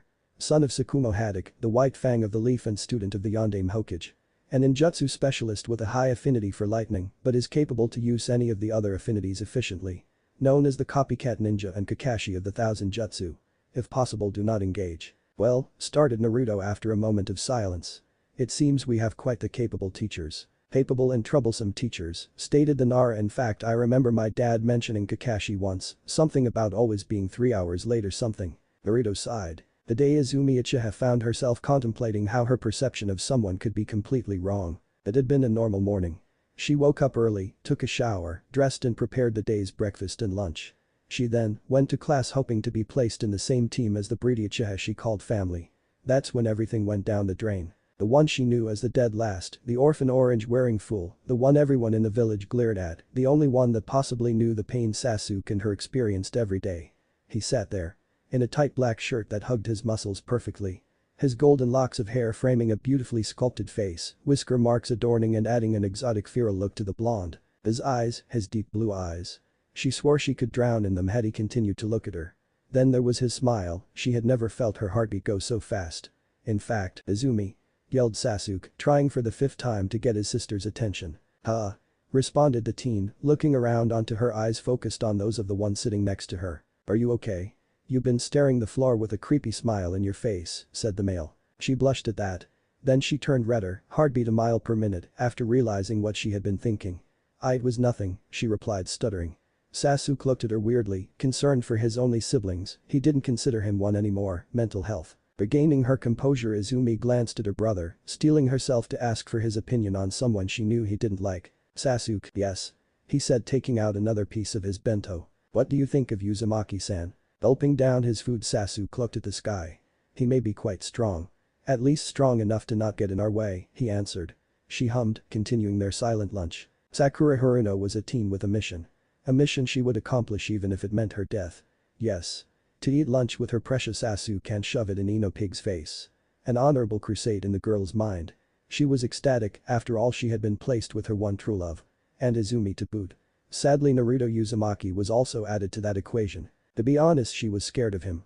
For the blonde idiot who always asked her on dates and acted like a clown to have such strength and speed. The way he handled Kiba, the coldness in his voice, what if it had been her? Kiba was way stronger than her and he was left sprawling in the floor coughing blood. There was no way she would survive if she got in the bad side of that demon. Yes, demon was the right word. She knew ninjas could do impressive things, but what Naruto had done the feeling he gave when he did it. It wasn't human. Maybe her mother was right, she shouldn't associate herself with him. Although now it would be tough. Her musings however stopped when she noticed the Uchiha she searched for sitting beside his sister in a bench. Running towards them she shouted, Sasuke-kun. Let's have lunch together. Sasuke flinched at her voice. His sister, he noticed, rolled her eyes at being forgotten by the pink howler monkey. He thanked the gods for having finished his lunch moments earlier. Standing to face the screeching girl, Sasuke said no. I already ate mine. Izumi, let's go. Nodding to his brother Izumi stood, packing her finished bento into a small bag she had with her and followed him. Though to the duck-butt-haired teen's chagrin, she stopped and turned towards Sakura. Haruno-san, she started. What do you think of Uzumaki-san? Sakura found herself in between a sword and a hard place. She couldn't say she was scared of him. That would make her look weak in front of her Sasuke-kun. With that in mind she said, he is so annoying. He always gets in the way of others, but what can you expect? I mean he doesn't have parents. She didn't notice how the Uchiha twins' eyes narrowed. He can do whatever he wants, if I acted like that, my parents would ground me for months. He's so lucky, all alone, without parents to say what to do and what not to do. That is why he always makes trouble. All alone, she heard Sasuke say before she could continue. The feeling of a parent yelling at you, he continued, is nothing near to what he must have felt. Turning towards the pink-haired girl, Sasuke finished, you're annoying. Sakura could only watch the twins leave, frozen in place. Lunch break had finished, and the Jounin sensei of the teams had arrived to pick their new charges. This had happened almost 3 hours ago, to the dismay of the new team 7+1. Seems like Shika was right, thought the blonde. No kidding, 3 hours of my immortal life completely wasted, responded the fox. What? Do you think because I am immortal it doesn't matter that I waste my hours? I let you know that As Naruto cut the mental link with the fox he felt a somewhat familiar chakra approaching. He couldn't really pinpoint where he had met it, but he knew he did. As the door opened and the visage of a masked man appeared through it, Naruto's feeling of familiarity increased. Picture him with an Anbu mask and you'll know, hinted the fox. Inu? Asked the blonde, and how the heck did you reopen the link? The answers are yes and awesomeness. Well, my first impression of you lot is that you are boring, the Jonin said, giving them an eye smile. Meet me in the roof in 5 minutes, he said, disappearing in a shunshin. Naruto was the first to act, imitating his new sensei. He left in a shunshin.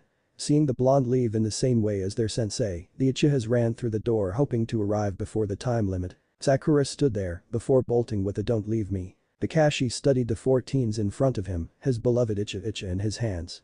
He was surprised to see Naruto arrive first, and in the same way as he did to boot.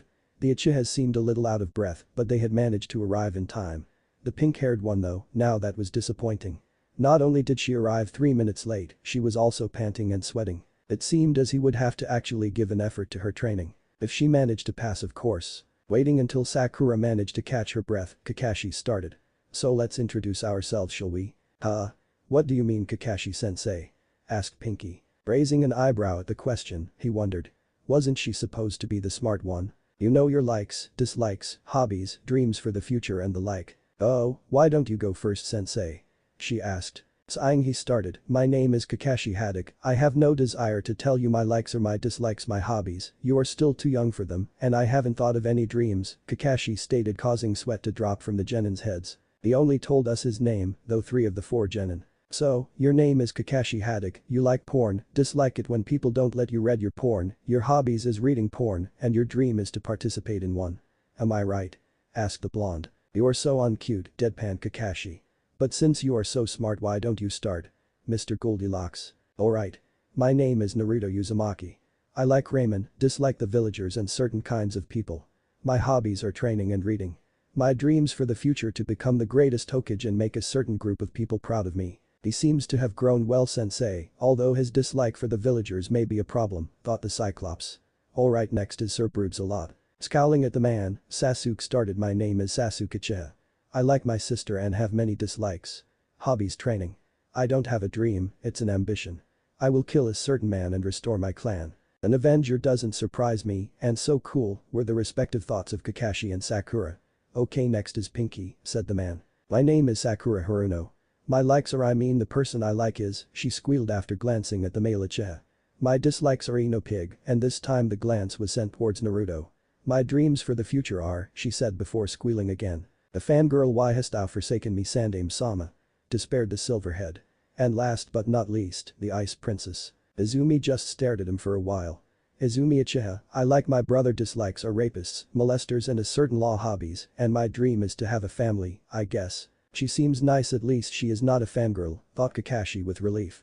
Well, you are all unique and have different opinions, that's good. Placing his hand below his chin he continued, now any questions? Sakura raised her arm. Sensei, what is a Takubetsu Genin? Yes, I should explain that. Well, you see, when a Genin has skills more advanced than any of his peers, and there aren't any possible team to place him in, he may given the title of Takubetsu Genin. And? Naruto asked. And? How does that title affect me? Oh yes. Since you are not technically part of a team, you can manage your own training and mission intake. Of course, I am here to advise you in any matter and test you to see if you can start higher ranked missions by yourself. I will also accompany you in your first C rank outside the village in order to tell you about any and all proceedings of a regular C rank, and that's about it. So I can go take a D rank now? Nope. You see, tomorrow we will have a little test and you will also need to take part in it. Test? On what, sensei? Replied the fangirl. At the question, Kakashi began to chuckle ominously. Why is he laughing? It's simple, said Naruto, causing the other 3 teens to look at him. Tomorrow we will have the true Genin test. The true? Murmured Sasuke. Yes.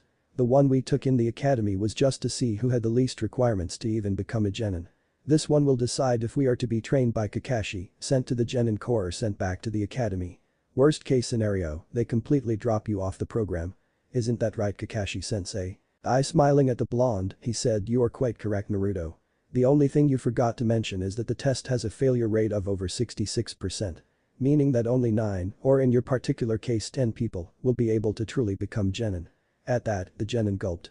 Well then. Meet me at training ground 3 around 5 am, oh and don't eat breakfast. Otherwise you might just throw up. He said before disappearing in a cloud of white smoke. Well he seems nice, Kurama said. It was 6 when he woke up. Creating 3 clones this time, he started his daily rituals. After showering and dressing, Naruto went towards the dining room just in time to start his breakfast and for the 3rd clone to arrive with the things he would use today. As he ate, the clone started explaining what he brought. So, I brought 2 of the modified pouches, one filled with a set of 200 kunai and shuriken and the other with a 100-meter spool wire, 100 explosive tags, smoke and flash bombs, and a small bottle of soldier pills. A set of sealing supplies and one of the spare ninjums we got while searching the forest of death. As he gulped down part of his juice, Naruto saw his clone turn and look behind him. Moments later 6 ration bars got placed on the table. Turning to face another of his clones, he heard him explain. That is for a mid-battle snack, or most likely for any of the 3 if they were idiots and didn't eat breakfast. Eating up the last of his breakfast, Naruto thanked the clones before dispelling him. Strapping his equipment on, he left his apartment. His destination, training ground 3 and the next step to reach his goals. They had been here for the last 2 hours and Sasuke was losing his patience. It wasn't because his sensei and the blonde teen hadn't arrived or that he was hungry, his breakfast ignored by orders of the former. They were part of it but not the greatest. The thing that was making him tick was the pink-haired fangirl. She just wouldn't shut up and stop bothering. If she wasn't trying to get a date with him she would be pacing, whining on how it was possible for the 2 other males on the team to arrive late. And if she wasn't whining she was staring at him creepily. It made his skin crawl, even more so when she giggled. Is this how it's going to be every single day? He thought, concern for his integrity rising. His mental machinations, however, were interrupted by the screeching of Sakura. Naruto. You're late. Looking up, Sasuke saw the blonde extra member of his team approaching them, his face contorted in a grimace. Most likely by the screech, he mused. Can't you tone it down a little? I am not even late, Naruto said. You were supposed to be here at 5 am. It's 7. The girl replied. Is Kakashi here? He questioned, his face directed at Izumi, who was sitting on one of the 3 posts in the field. His answer the shake of a head. If Kakashi is not here, then I am not late, Sakura, Naruto said, stopping before the civilian born. Besides, if it's 7 then we still have an hour before he arrives. As he passed Sakura and entered the training field he said, while you wait you can do something productive or continue stalking Sasuke. I'm not one to judge your duck butt rape fetish. Sasuke paled. Naruto had just finished his warm-up and decided to revise the checklist his furry guest gave him once he arrived to the training field. Alright, let's recheck everything. Learn the terrain of the field and any vantage points check. Search for traps previously laid by sensei check. Disarm said traps before he arrives check. Lay down my own traps check. Observe my teammates to see if they followed all of sensei's orders, the idiots check. Perform a light warm-up before the test check. Call out the perverted stalker, I will soon call sensei about to be checked. So. Shall we begin this test, Kakashi-sensei? The blonde said, causing 3 pairs of eyes to look at him in confusion and a single one to widen. His sensory skills must be quite impressive if he managed to sense me, thought the Jonin. No point in hiding then. Appearing in a cloud of smoke with his typical eye smile, Kakashi saluted his students with a yo. Awaiting to see the reaction of his students to his appearance and Naruto's previous comment, he found himself not so disappointed. Well, at least of Sasuke and Izumi. Sasuke's eyes had narrowed at his sight and sent a cursory glance towards the blonde. His sister's reaction was pretty much the same, only that her eyes widened instead of narrowed. Sakura had only screeched. You're late. Well, you see, I got lost on the road of life. His excuse seemed to be unappreciated. Though to his surprise the blonde hummed, well, it can't be helped, it is a difficult road. Smiling at Naruto, Kakashi pulled out a clock from seemingly nowhere. Well guys, this clock is set at noon and once it rings the test will be over. Your objective are these 3 little shiny bells. You must come at me and try to snatch one of them, clearly you must attack with the intent to kill, he explained. But sensei, what if we hurt you? Asked Sakura, worry etched in her face. Smiling at the girl he addressed her question. Don't worry Sakura, I'm a jounin after all. Now then, as I was saying, fail to get one and you will be tied to one of those logs, sent back to the academy, and forced to watch how your teammates eat one of my homemade bentos. At the mention of food, 3 stomachs growled. So Naruto didn't follow my instructions. Seeing the twins of his cute little Genin team tensed, readying to start his test, he decided to begin. Alright, at the count of 3, we will only to dodge a ninja aimed at his head. Using a shunshin to get away from the blonde who had attacked from behind him, he deadpanned, start, although you came at me with the intent to kill. Don't you think that was awfully rash, Naruto? I didn't even start the countdown. What are you talking about, sensei? Our enemies won't give us a countdown to start, he said, performing a half-ram seal, and I won't either. Hearing the telltale of an explosive tag activate beneath him, Kakashi performed a quick kawarimi, leaving the log he replaced with blown to smithereens, and 3 genin shocked at the blonde's actions. The sound of clapping was heard to their left, and soon Kakashi's figure appeared from the woods that surrounded them. Well, at least one of you is turning into a magnificent shinobi. Let's see if the rest of you can follow Naruto's lead. 3, 2, 1 start. The genin disappeared. Now Sakura is beneath some bushes. I'll have to work on her chakra reserves, they're pitiful. Sasuke and Izumi hid on the top part of some trees in different sides of the training ground. It's a good choice, they have quite the view of the field, but I had hoped that they would work together, being brother and sister and all that. Naruto, I can't sense him. Well, isn't that a little discomforting, Kakashi thought, his hand going to his hip pouch. The genin waited, tensed and ready for any weapon the jonin might use. They didn't expect him to take out the orange book from yesterday. Even less for him to start reading without a care. Were Izumi's thoughts. While, you were what a perv, were Sakura's. Sasuke just scowled at the thought of the jonin underestimating him. Meanwhile, in a tree roughly 20 meters away from the others, Naruto conversed with Kurama, 4 clones surrounding him while maintaining a barrier. So what are your thoughts? I don't believe that the bells are the main point of this. If I am correct, they are just the means to set you 4 against each other.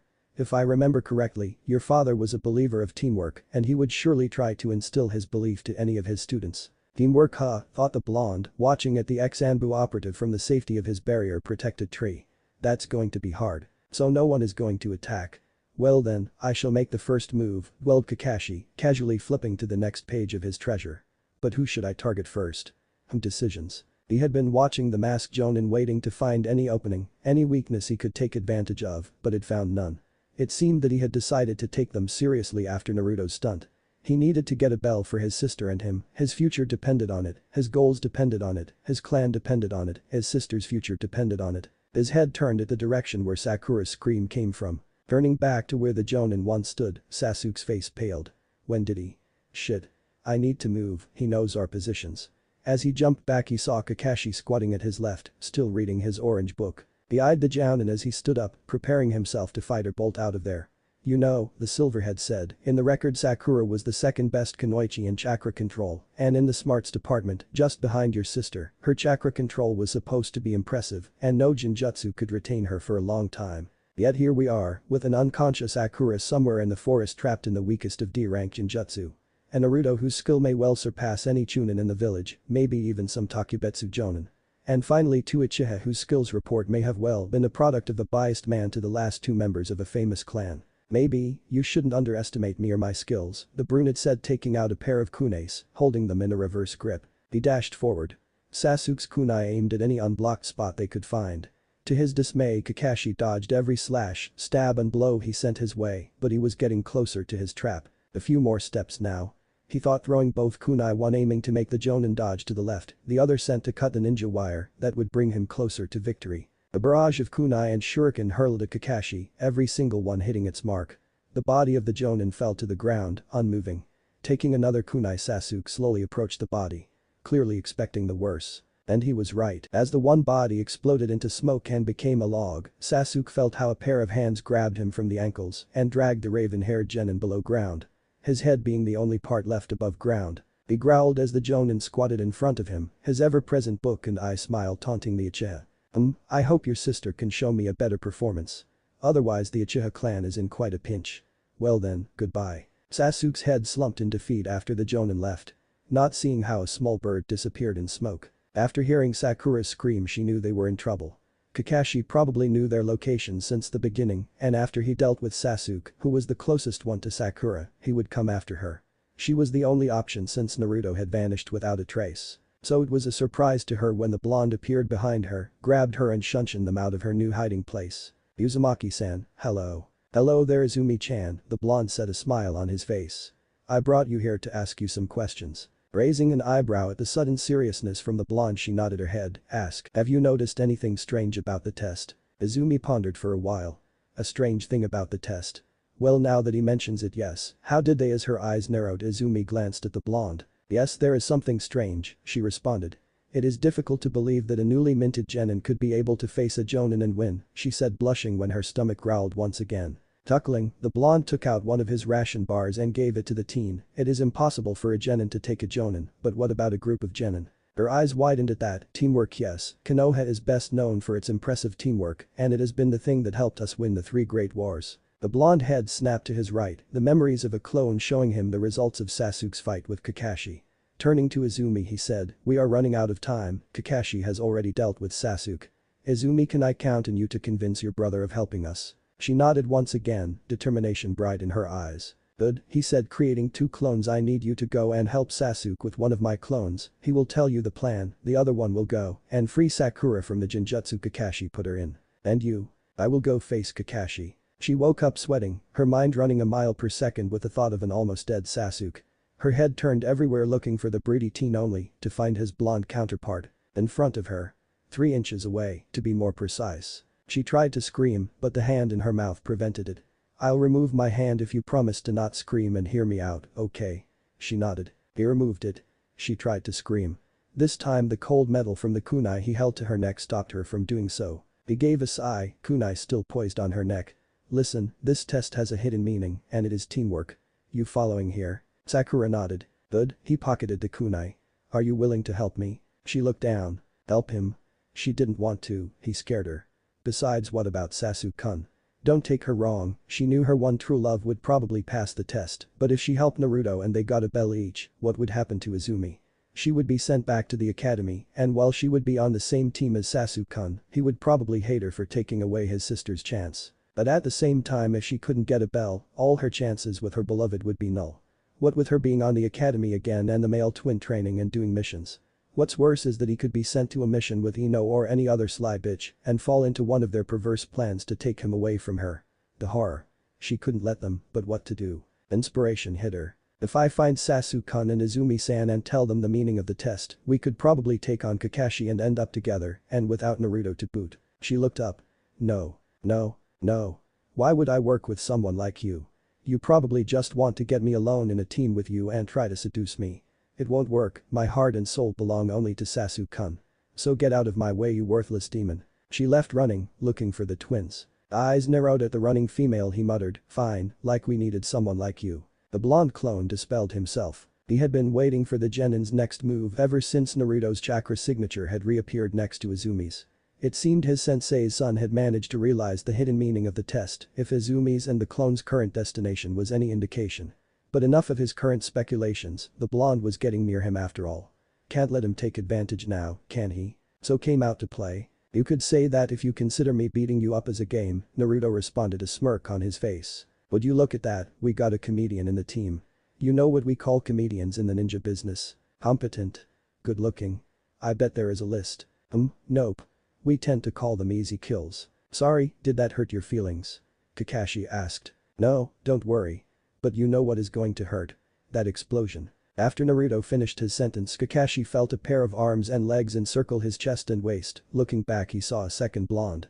A single word echoing in the field. Boom. Izumi heard an explosion. What was that? Uzumaki-san, the dope. Izumi nodded, he was the one who came up with the plan and he is facing Kakashi right now. Another nod. TCH. I won't let him have all of the glory. Hurry up, Izumi. Izumi glared. The debris cleared, revealing the remains of a log. Naruto sighed, it seemed that his sensei really liked the Kawarimi. In other words, dealing with you is going to be a pain in the ass, isn't it? Normally one wouldn't tell that to their possible teacher, but you aren't a normal one, are you? Everyone has a little bit of craziness in them after all, said the blonde, turning to face his opponent. I think we should stop with the banter. Why? Time is running out and I want to test myself against someone of your caliber. Is that a good enough reason? Alright. The silver head said before appearing next to Naruto, a knee ready to impact the teen's face. Naruto crouched, letting the Jonin's knee pass overhead and letting the blonde enough reach to catch the leg. Grabbing the appendage, he spun and threw the Jonin some feet away. So he started taking me somewhat seriously, thought the blonde. Can't let him down now, can I? Naruto dashed. 2 clones appearing at his sides. The left clone was the first to engage, he jumped and did a spinning kick. Kakashi stepped backwards and then jumped as the right clone tried to sweep his foot. The original fired kunai at the airborne Jonin, only for him to create a clone that sent him out of the way. Turning while in the air, the Jonin fired some shuriken, dispelling the blonde clones. They dashed at the same time, only for an exchange of blows and kicks that were blocked or dodged to happen. They jumped apart. You are quite skilled. Enough to beat a Chunin and a Takebetsu Jonin that may be underestimating you, Kakashi said. I think I've been holding up well against a Jounin taking me seriously, Naruto replied. Taking you seriously? Kakashi asked. Naruto felt a foot connecting with his stomach and lifting him off the ground. As he fell to the ground clutching his stomach and gasping for air, he saw Kakashi crouch in front of him. You know Naruto, you should always believe your opponent is holding back. It is okay to banter and try to anger your opponent in order to put off their game, but when your own arrogance rears up bad things tend to happen, Kakashi said as he stood up. Naruto weakly raised his head to glare at the one-eyed Jounin. I would be a bad teacher if I didn't correct that. It's a bonus that the way to correct it is to beat you up, he said with his trademark eye smile. And so Kakashi did. He kicked the blonde in the face. As Naruto sailed backwards, the Jounin rushed forward. Getting beneath him, Kakashi performed a mule kick that sent Naruto upwards. Sunshine to the same height as the blonde, he grabbed both of the teen's legs and started spinning. After getting enough momentum, Kakashi let the blonde go. As Naruto flew through the air, Kakashi once again sunshine towards the blonde. Joining his fists atop his head, Kakashi swung down and struck the back of his student's head. The crater with a battered-up blonde was the result of Kakashi's first set of attacks. They had arrived while they exchanged blows, Sasuke seething at seeing Naruto fighting in the same level as Kakashi. He was about to jump into the fray when the Jounin decided to show his true skill. It was terrifying. The Jounin was massacring the blonde in such a way that left the twins shaking in fear. After all, if the blonde had been able to fight him in equal grounds when Kakashi had still been holding back to the level he used against Sasuke, how could they stand a chance? Sasuke had been easily defeated and Izumi knew she wasn't as strong as her brother. They were doomed. As Naruto was sent flying again through the clearing, with a definitely broken nose, Sasuke realized that it didn't matter if they were in totally different levels. He was in a goddamned Uchiha, and an Uchiha never stood down before an enemy, they were the elite, he was an elite. Besides, Izumi had said that the test was teamwork, so if he managed to work with the dope, everything would be fine, right? As he saw Kakashi approaching the blonde, he started going through hand seals. Jumping out of the bushes, he shouted, Kaiten. Kakaku no Jutsu. Seeing a large ball of fire approaching him from his left, Kakashi jumped back before taking out a kunai to block the shurikens thrown his way. Impressive for a genin to make a Kakaku of that size. Let's see if he can manage until Kyuubi's healing factor lets Naruto fight again. Taking out two kunai and holding them backwards, Sasuke dashed. Kunai clashed with kunai in a test of strength. As he felt the Jounin apply more force to his kunai, Sasuke went for a leg sweep. Kakashi jumped and kicked Sasuke in the face, sending the brunette away. Only for him to perform a flip mid-air and send another barrage of kunai and shuriken. Dodging backwards, Kakashi felt the bark of a tree at his back before blocking a new set of shuriken. As he started to advance, he felt strings cut through his Jounin uniform. Looking to where Sasuke was and seeing him go through hand seals, Kakashi knew he had to get out of there. Kaiten. Ryuken no Jutsu. Said Sasuke as the wire he had in his mouth set on fire, rushing towards the immobilized Kakashi. As he watched a fire taking place, Sasuke felt a presence behind him. Turning to see Kakashi swinging a kunai, Sasuke couldn't help but curse at his lack of awareness.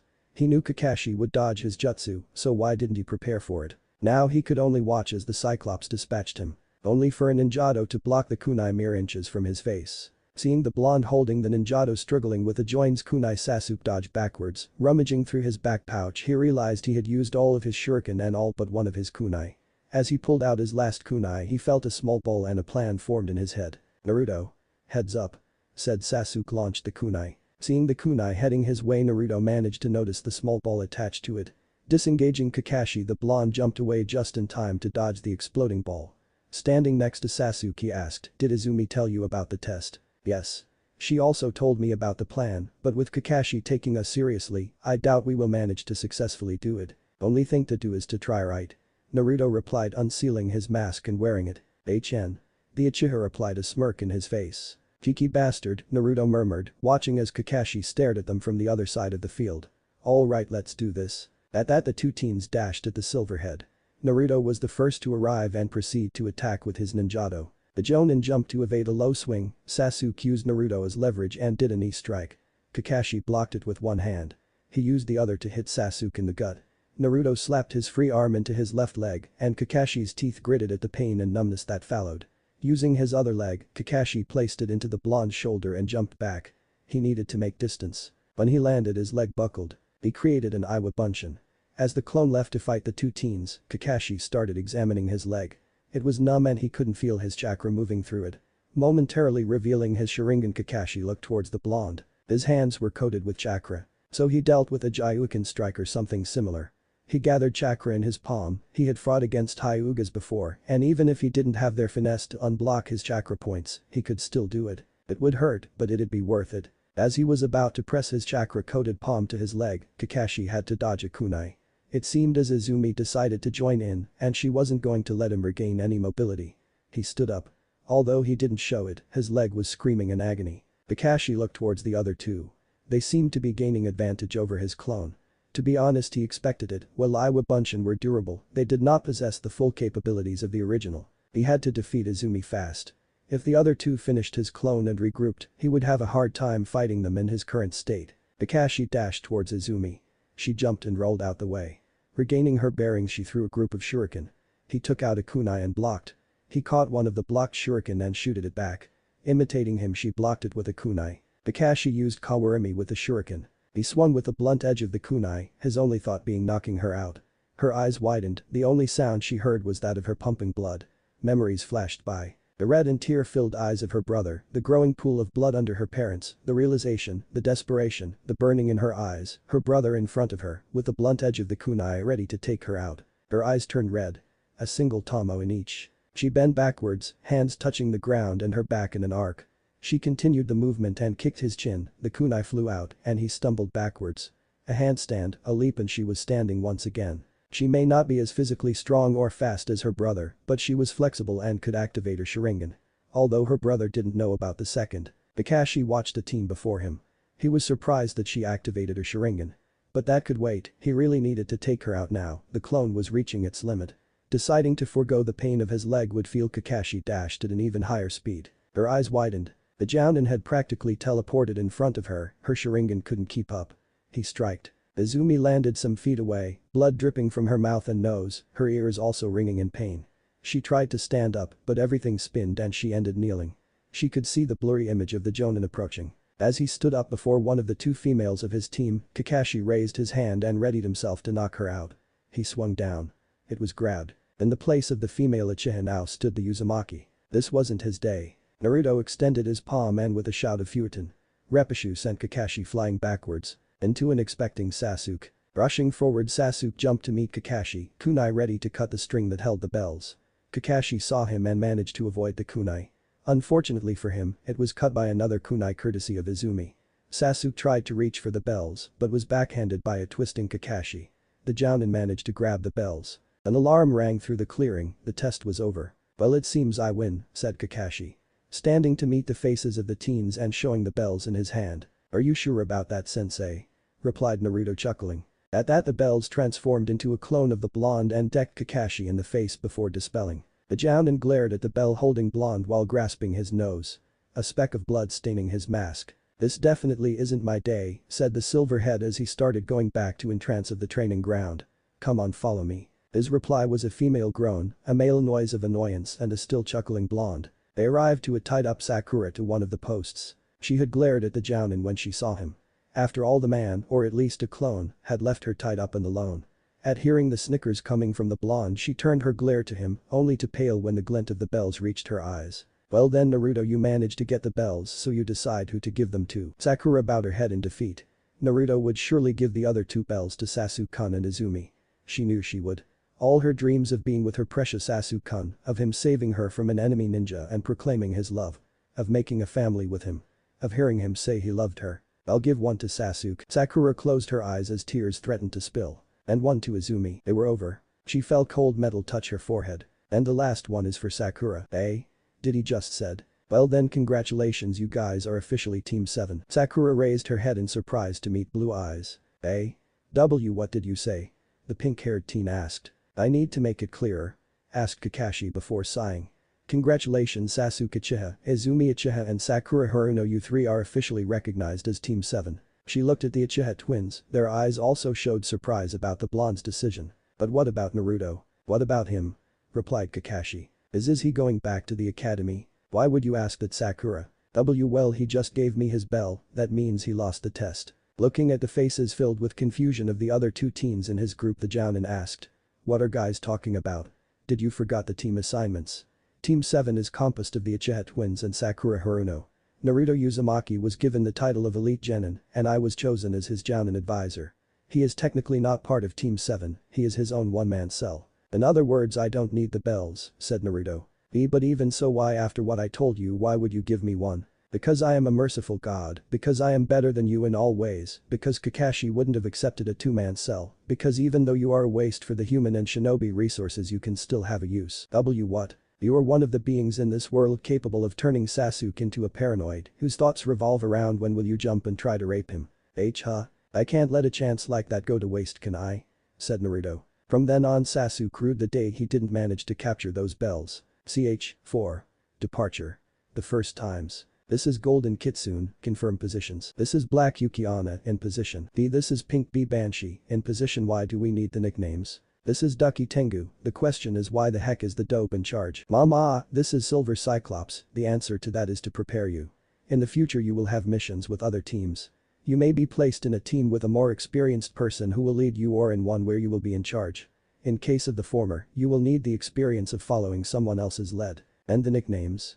Asked Sakura. Those are practice for missions where our identities must remain hidden, responded Naruto. I understand the need for this type of practice, but why is he in charge? Simple Ducky, because it is rare for the 5 of us to take missions together. Besides, I didn't want to come up with any nicknames. Now that he thought about it, Sasuke realized that this was the second time they had done a mission with a blonde, actually the second only thing they have done with a blonde since they became Team 7. The only other times he saw Naruto was when he came to ask Kakashi for a spar, well they did team training exercises. The Jounin would leave a clone with them and disappear with the teen. It infuriated him actually. Why did the Jounin concentrate so much in the blonde? He was in Uchiha. Kakashi was supposed to train him. How would he kill that person if he only received team exercises and useless D ranks? Things needed to change. Well then, should we go to the Hokage tower now? Asked the blonde after a while where no one talked. But what about the mission? Inquired Sakura. Well, Izumi has been playing with Tora for a while now. Sakura turned to see her female companion.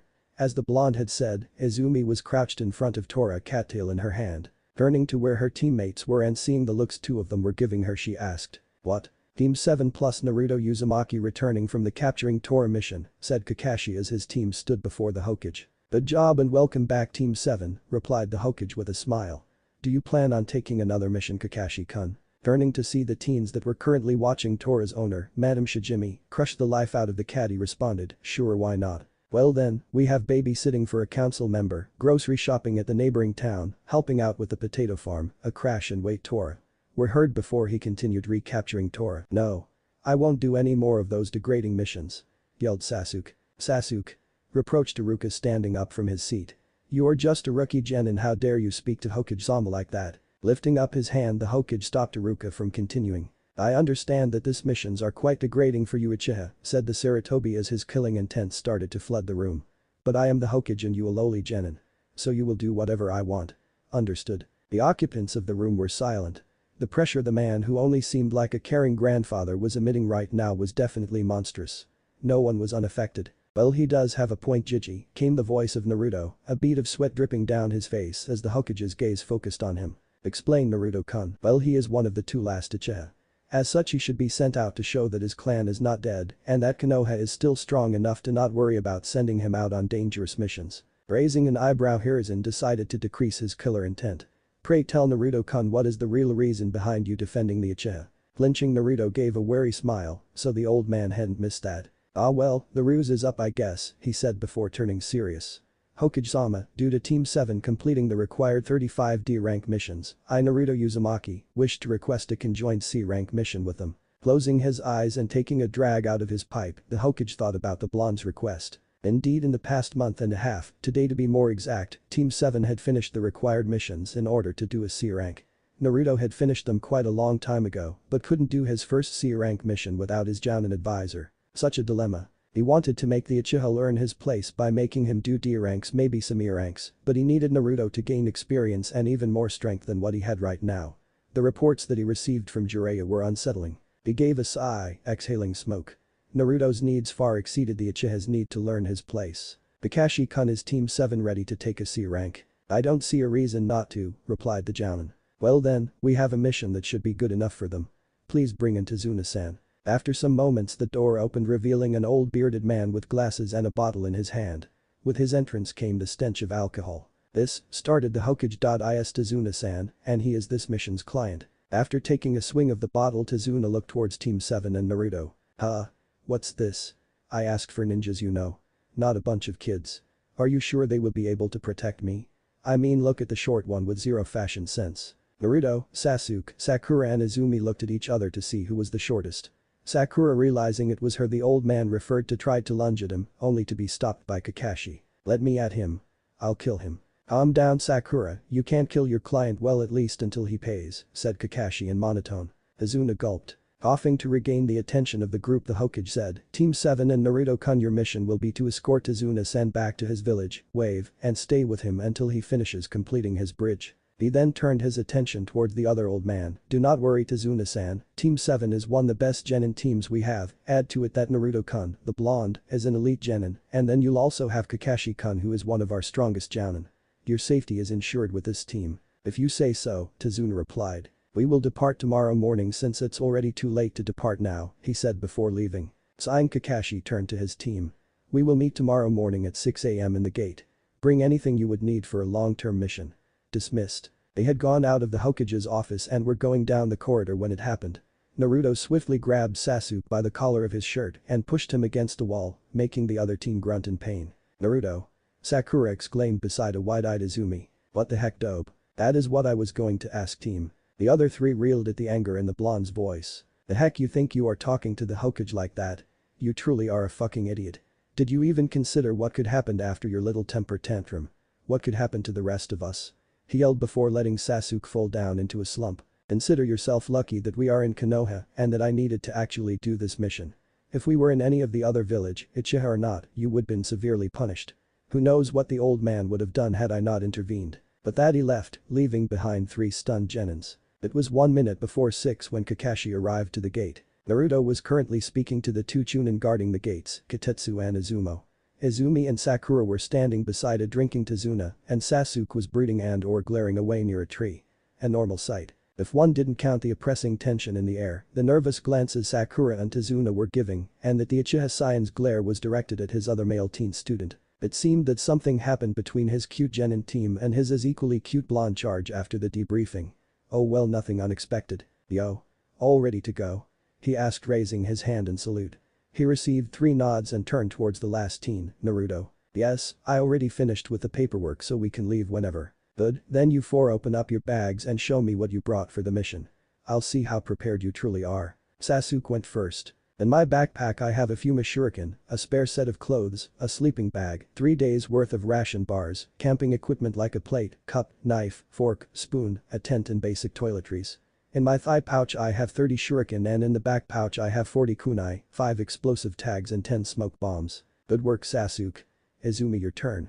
I have the same as my brother minus the smoke bombs and adding 3 spools of ninja wire and a first aid kit. Good, Sakura, you're next. The teen in question gulped, knowing she was going to be scolded. Her pack and that of the Uchiha twins had practically nothing in common. I have 20 shuriken in my thigh pouch and 35 kunai in my back pouch. And in your backpack? Asked Kakashi. I have 3 sets of clothes, makeup, a brush, a sleeping bag, a spare set of ninja sandals, a tent, and my basic toiletries. Kakashi sighed. Listen, Sakura, you are now a shinobi. You are now considered an adult in the village, and as such you must learn when and how to act. This may be a simple C rank, but outside this gates anything can happen. Next time actually bring things you will need for the mission. She nodded with a sad expression. She glanced at the backpackless Naruto and found relief that she wasn't going to be the only one scolded. Naruto, what did you brought? Said Kakashi. The blonde reached towards the inside of his jacket and produced 5 medium-sized scrolls and a small one. I brought 5 modified storage scrolls, 1 has camping, hunting and trap-making equipment, 1 is for spare weapons I may acquire, 1 holds my few ninjutsu supplies, 1 has food ingredients and some bottles with water storage seals inscribed in them, and the last one has extra storage scrolls just in case. The small one has a first aid kit, chakra pills, blood replenishing pills, bandages and the like. I have an ninjato and 2 modified pouches. The one in my thigh has a set of 100 shuriken and 100 kunai, while the one in my back has another 100 kunai, flash and smoke bombs, explosive tags, a spool of wire, and finally some paralysis tags. Izuna whistled. It's never bad to be over-prepared, is it? Kakashi asked with an eye smile. Well then, let's leave. Hi. Was the response of Team 7+1. Once again, my name is Tazuna, and for the rest of this mission you should protect me with your lives. It had been a few hours since they departed and the Genin were, to put it in simple terms, bored to death. Any excitement that leaving the village promised had been crushed by the unchanging scenery before them. Izumi turned her attention from the unchanging trees beside her towards her teammates. In front of the group and directly her was Naruto. After him came Team 7 with Sakura to the left and Sasuke to the right of Tazuna. Their sensei following in the rear. She heard Sakura ask Tazuna something but decided to ignore their talk to watch the blonde before her. She was curious about what he said after yesterday's debriefing. Gathering her courage, Izumi left her position and walked beside the blonde. Uzumaki-san, hello. He raised an eyebrow before smiling. What can I do for you today, Izumi-chan? It's about yesterday. You want to know about what I meant, the part of us being involved, right? A nod. He turned towards her.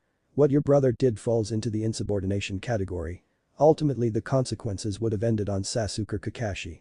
If it fell on Sasuke, since the idiot is a genin, he would have been suspended, forced to do D or E rank missions until the Hokage saw fit or sent back to the academy. And if it fell on Kakashi-sensei? Asked Izumi. It would be infinitely worse for him. The best thing that could happen to him would be a suspension, he sighed. What Sasuke did could be seen as Kakashi influencing the team against the Hokage or the leaf itself. Kakashi, Sasuke and us would then be put on probation. There would be Anbu watching us 24/7 to see if we hold any grudge or dislike towards the village. If they found the smallest of evidence on one of us disliking something from the village, it could be used against Kakashi as a sign of treason, and after that the only hope for him and us would be the Hokage giving us mercy in the form of a swift death. I see. There is also the possibility that Sakura, you and me would have been pardoned from all that drama, and they would have simply made us into a new team or placed in the Genin reserves. The latter would have seriously hindered us from progressing, but I'm sure you'd manage, Izumi-chan. He finished with a smile. Pink dusted her cheeks and his smile turned into a grin. Any other questions? She nodded again. Uzumaki-san said something about modified pouches and scrolls. Oh, those, well, as I said, they are modified versions of the normal ones you may find in any store. Yes, I was the one who modified them with seals. She hummed. Example. Remember the water bottles I mentioned? Well, in the bottle cap I inscribed a storage seal in it and then sealed a good amount of water in it. Now when you add chakra to the seal, the bottle will be filled. Then the pouches and scrolls are also able to hold more than normal. Uzumaki-san, would you sell them? Right now, no. She gave him a confused stare. I have indeed sold some seals, normal storage ones, but this I wouldn't really sell right now. You see, Izumi-chan, these are still prototypes, and since I haven't really managed to place seals with just a touch, it is really hard to place them. Producing them is hard and you can still improve them. Izumi mused. Correct, Izumi-chan, Naruto replied while staring at her from the corner of his eye. Now that doesn't mean I can't make some specially for you. The pink once again appeared in her cheeks. Now, well, I quite like that you two are bonding and all, we are still on a mission, so please leave the flirting for later, came the monotone voice of Kakashi. The stare Naruto gave him managed to truly relay its message and make Kakashi's day. It had been an hour after Kakashi blocked him when he felt them. Sincerely, they were doing a really bad job at hiding their chakra and killer intent. He was just going to continue on, what with their horrible stealth skills, but decided against it. Kurama always told him to overestimate his enemies after all. Stopping the group, Naruto turned towards Kakashi and, to the confusion of Team 7 and the client, started making hand signals. Kakashi, though, wasn't really surprised by the blonde knowing Anbu hand language, he had actually expected it. It was nice he had someone to share little remnants of his past life with. 2 chakra signatures 100 meters from here. Possibly enemies. Course of action. We will continue as if we didn't know of their presence. The protection of the client is the most important objective, but their chakra levels are that of Chunin, and I wish to learn who or what is their target. Should we trick them? I'll leave the confrontation to you, but discreetly make a clone and have him henge with Tazuna. When we approach them, make the clone Kawarimi with him. Yes, sensei. But that a plume of smoke enveloped the blonde. When it dissipated, a teen smaller than Sakura and wearing neon bright orange appeared. What? Said Tazuna. Diahahaha, come on guys. Let's finish this and go back home, I'm starving for some Ichiraku ramen databao. 4 heads turned towards Kakashi. Well, you heard him, let's finish the mission, he replied as he began walking again, his icha in hand. They had just walked by a puddle when 2 cloaked men with rebreathers jumped out of the puddle and ensnared Kakashi in a shuriken-like chain connected to a gauntlet. Each man possessed one down, started the man with a single horn. 5 to go. Ended the one with 2 horns as they pulled the chain and shredded Kakashi apart like a doll. Kakashi-sensei. Shouted Sakura. Next. They exclaimed, setting their sight on the wide-eyed blonde. As the 2 brothers dashed towards Naruto. Gozu, the one wearing a single horn, felt his instincts flare up.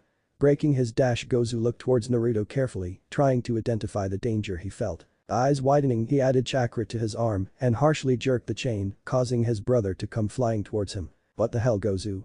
asked a man's brother, Maizu. "Maizu, that kid, he's dangerous." The blondie, he couldn't finish his sentence as a pair of feet impacted on his face and that of his brother. They crashed against a tree, Gozu's head smashing into the bark and knocking him out. After Maizu regained his bearings, he faced his assailant. Before him stood the black-haired teen with an infuriating smirk. "One down.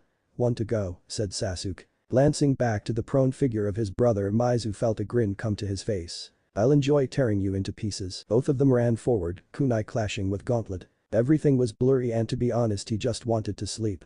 What the heck woke him up? The clash. Metal against metal. He could remember talking to his brother about the blonde teen and then something impacting with his face. Then came another impact, pain and darkness. Now that he thought about it, still hurt quite a bit. Touching the left side of his head, he found a sticky and somewhat warm liquid coating that side. He placed his hand in front of him trying to figure out what that liquid was. It was still too blurry to recognize him. He tried smelling it. Copper? Iron? He couldn't decide. A mixture, he decided. Then what was sticky, somewhat warm and smelled like a metal? Blood shit. He squinted and blinked. His vision was returning. He decided to remain where he was, no use in giving the enemy any kind of advantage. He glanced towards his own target. The bridge builder was behind the pink-haired and the black-haired girls.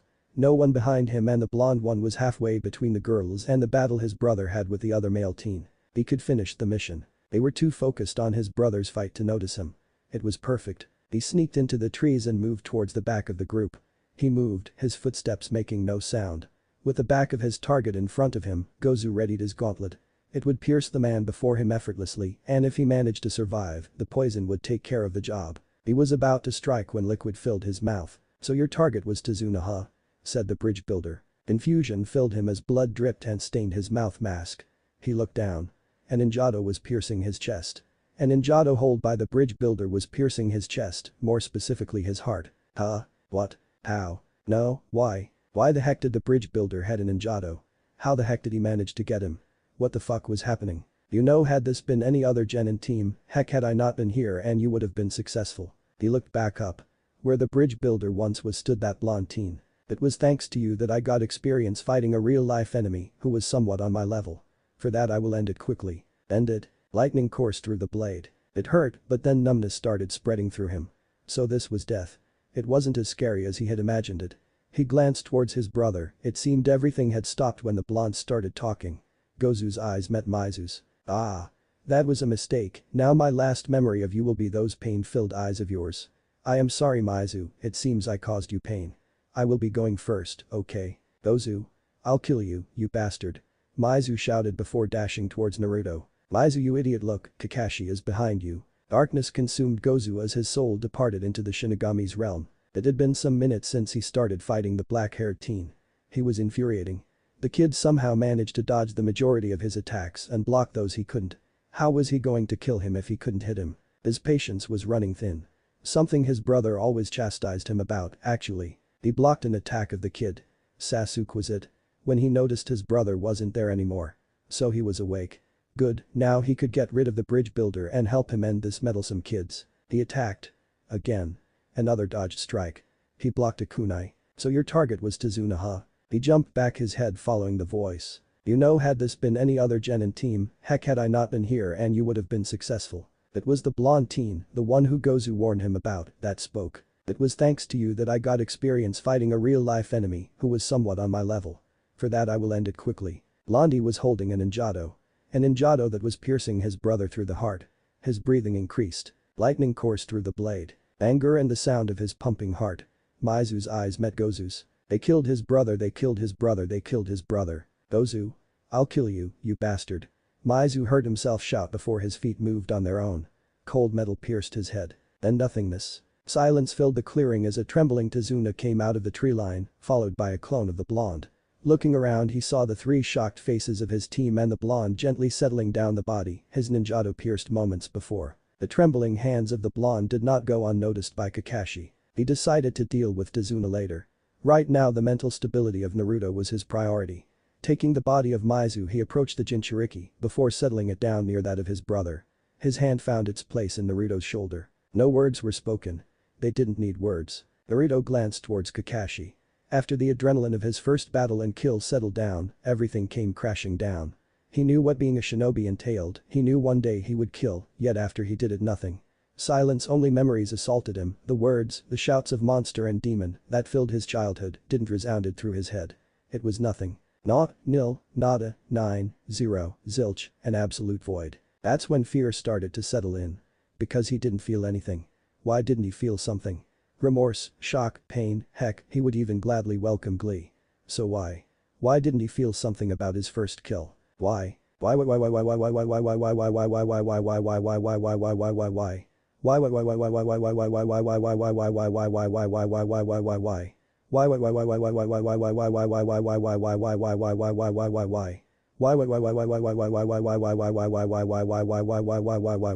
Why was everything so fucking silent? He could feel his hands trembling and Kurama's words, shouts really, of reassurance. But they were drowned out by the silence. A hand fell on his shoulder, and sincerely if it wasn't for Kakashi, he doubted he would have regained himself before Kurama decided to use drastic methods. He closed his eyes. He breathed. Exhaled. Repeat. The shaking stopped. A nod and a small smile was sent towards the jounin. Kakashi looked back at the bodies. Gozu and Maizu, he thought. If I remember correctly they were Ryushunin from Kiri. Called the Demon Brothers and that they worked for someone. This mission may be getting out of hand. Naruto, these two have bounties. Do you want to deal with the process? It took a moment for the blonde to answer, but Kakashi received a nod of acceptance. It would seem it'll take some time for the blonde to speak again. Turning back to the rest of the team and their client, he glared at Tazuna. It seems we have something to talk about, Tazuna-san. The bridge builder gulped at the man's tone. Mind explaining why two missing nin from Kiri were after your life? Asked Kakashi. Tazuna sighed. It all started when a man named Gato arrived to Wave. And that's the story. If I don't manage to finish that bridge then Wave will fall, said Tazuna. I understand your situation, but you realize, Tazuna-san, that because you lied to us about the mission grade we are in our right, no, in the obligation, to leave you behind and go back to Konoha. Add to that we won't be accepting any more missions from your person, replied Kakashi. Tazuna glanced towards the blonde who was still crouching besides the two corpses. I know, but we didn't have any other choice. Even though we gathered all the money from the village, it only amounted to that of a C rank. Tazuna-san, if you had talked to Hokage-sama I am sure he would have given you different options to pay for the mission and a team qualified to do it. My team is not ready for this and I believe we should turn back, Kakashi said as he glanced towards his three students. I am sorry, Tazuna-san, but as of this moment, we'll do it. 5 heads turned towards the blonde as he stood up. Taking out 2 of the medium-sized scrolls and unsealing from 2 smaller scrolls, Naruto continued. We have already accepted this mission and it would look bad on Konoha if we were to leave knowing the circumstances they are in.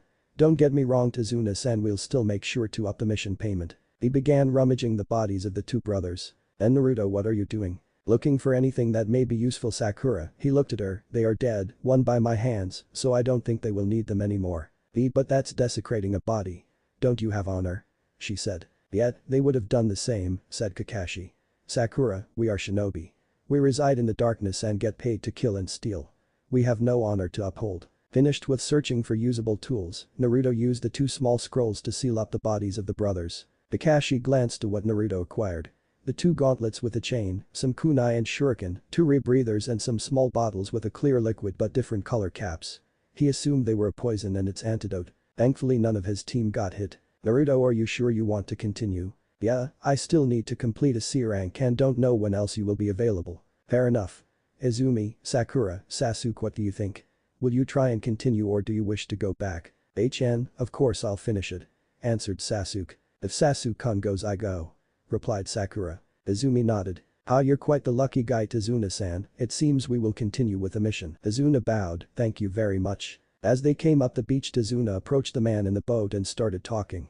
He waved at them to come closer. So everything's ready, but there is a slight problem, the boat doesn't have enough space. How many can it fit? Asked Izumi. Well, apart from the driver and me we could probably fit 3 of you. Any more and the boat may turn over or sink. I see, then the other 2 will have to use the 2 rebreathers and swim, won't they? So which 2 of you 4 will be joining me? Asked Kakashi, already sitting in the boat. Sakura grabbed Sasuke's arm and ran to the boat. A shout of protest eliciting from the teen's mouth. Izuna turned towards the 2 remaining teens besides him. So are you going to swim? I mean, the boat can come pick you up in some hours. Naruto smiled at the man. Ah, don't worry, I got it covered. Looking at Izumi he said, smile still present. Sorry for this, Izumi-chan. before sweeping her feet of the ground and holding her bridal style. The girl's blush only managed to brighten the blonde smile before turning towards Tazuna. Done. We are ready to leave. But how are you? His words went silent when the teen started walking over the water like it was solid ground. He wasn't the only one surprised as the other three genin were eye-wide with shock. Sensei, how is he able to walk on water? Asked Sakura. That is the water walking technique, Sakura, I'll tell you about it later. Replied the silverhead. The girl nodded, still shocked. I am not even going to ask. Said the bridge builder before entering the boat. With a nod to the driver they left to wave. They had been walking for some time in the mist-covered sea. The boat going slowly in order to escape Gato's radar. As they had been at the beginning of their trip, the genin were currently bored. Since the mist was quite thick, they didn't have any visibility. Sakura, with much disappointment, had ended next to the bridge builder. Sasuke sitting beside Kakashi in order to avoid her and have a direct line of sight of Naruto and Izumi who were walking behind them. She glanced back. To be honest, she was jealous of Izumi. Well, how could she not be? Great looks and skills, intelligent, popular, member of one of the great noble clans, spend most if not every day with Sasuke, lived in the same house as him, most of the male populace madly in love with her, and finally a hot blonde teen carrying her in bridal style on top of water. What's not to envy? In fact, she somewhat resented her. Izumi got everything any girl of their age could ever want and more. It also helped that, in her mind, she had stolen Naruto. She still couldn't truly accept the fact that Naruto never liked her. After all, he had been the only one who had pursued for her attention. Even if he had been annoying, he had been the only one who had made her feel desirable. He gave her the self-esteem she needed to pursue her dear Sasuke-kun. And now there he was, completely ignoring her in favor of Izumi. Worst was that he seemed to be actually getting somewhere with the brunette. If her blushes and Sasuke's current glare were any indication of the blonde's success. He couldn't really believe it. His sister, the only member left of his family, was getting closer to the dope of all people. And he was stuck here. In a boat next to the giggling pervert of his sensei and one of his insufferable fangirls. While his sister was there in the arms of the blonde bastard being carried princess style of all things. Oh, let's not forget that he was carrying her while walking on water. Where had he learned this and why didn't he know it? I am an Uchiha, I should be the best. How could the shit? Izumi is talking and I can't hear anything from here. It was then that he remembered one of Iruka's lessons on muscle chakra enhancing. Sending a small flow of chakra to his ear, he focused his attention to the walking blonde just in time to hear his answer. Yes, Izumi-chan. Why are you trying to befriend me? He looked at her weirdly. Because I would like to. Her eyes darkened for a moment, it didn't went unnoticed by the blonde. I am not like them, I truly want to befriend you. Them? Thought Sasuke as he saw Izumi flinch. I understand that you are scared, Izumi. She looked up, this was the first time he didn't add a chan to her name. First, your beloved older brother betrays you and kills your entire family, with the exception of your brother and you. Then none of the girls your age dared to approach you out of fear, for being cursed or something like that was it. Finally, when they decided to approach you, it was only for the sake of getting closer to your brother. What? Then came the boys, who only tried to get you for your body, and the political power being with you would give them or their families. It is quite obvious you would try to isolate yourself from everyone. They what? You still haven't told me why you want to befriend me, said Izumi. That's right, why is the dope trying to befriend her? Your eyes, he what? They remind me of ones I used to have. He what? Okay, now I am starting to get confused. It's quite horrible, isn't it? Feeling alone even when you are surrounded by people. It is. Answered Izumi. That is why I want to befriend you.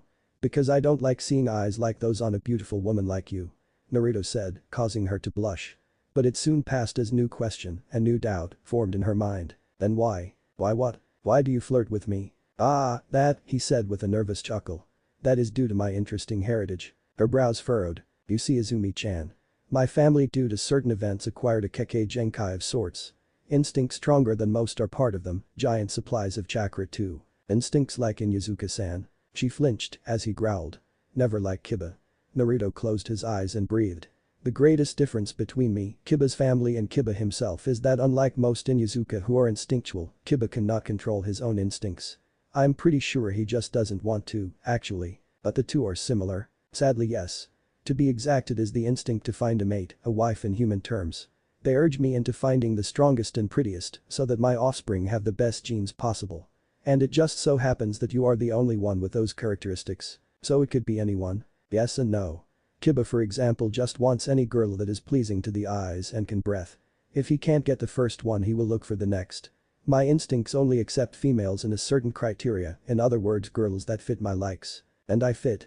It was a statement. You are the epitome, the blonde replied with a small laugh.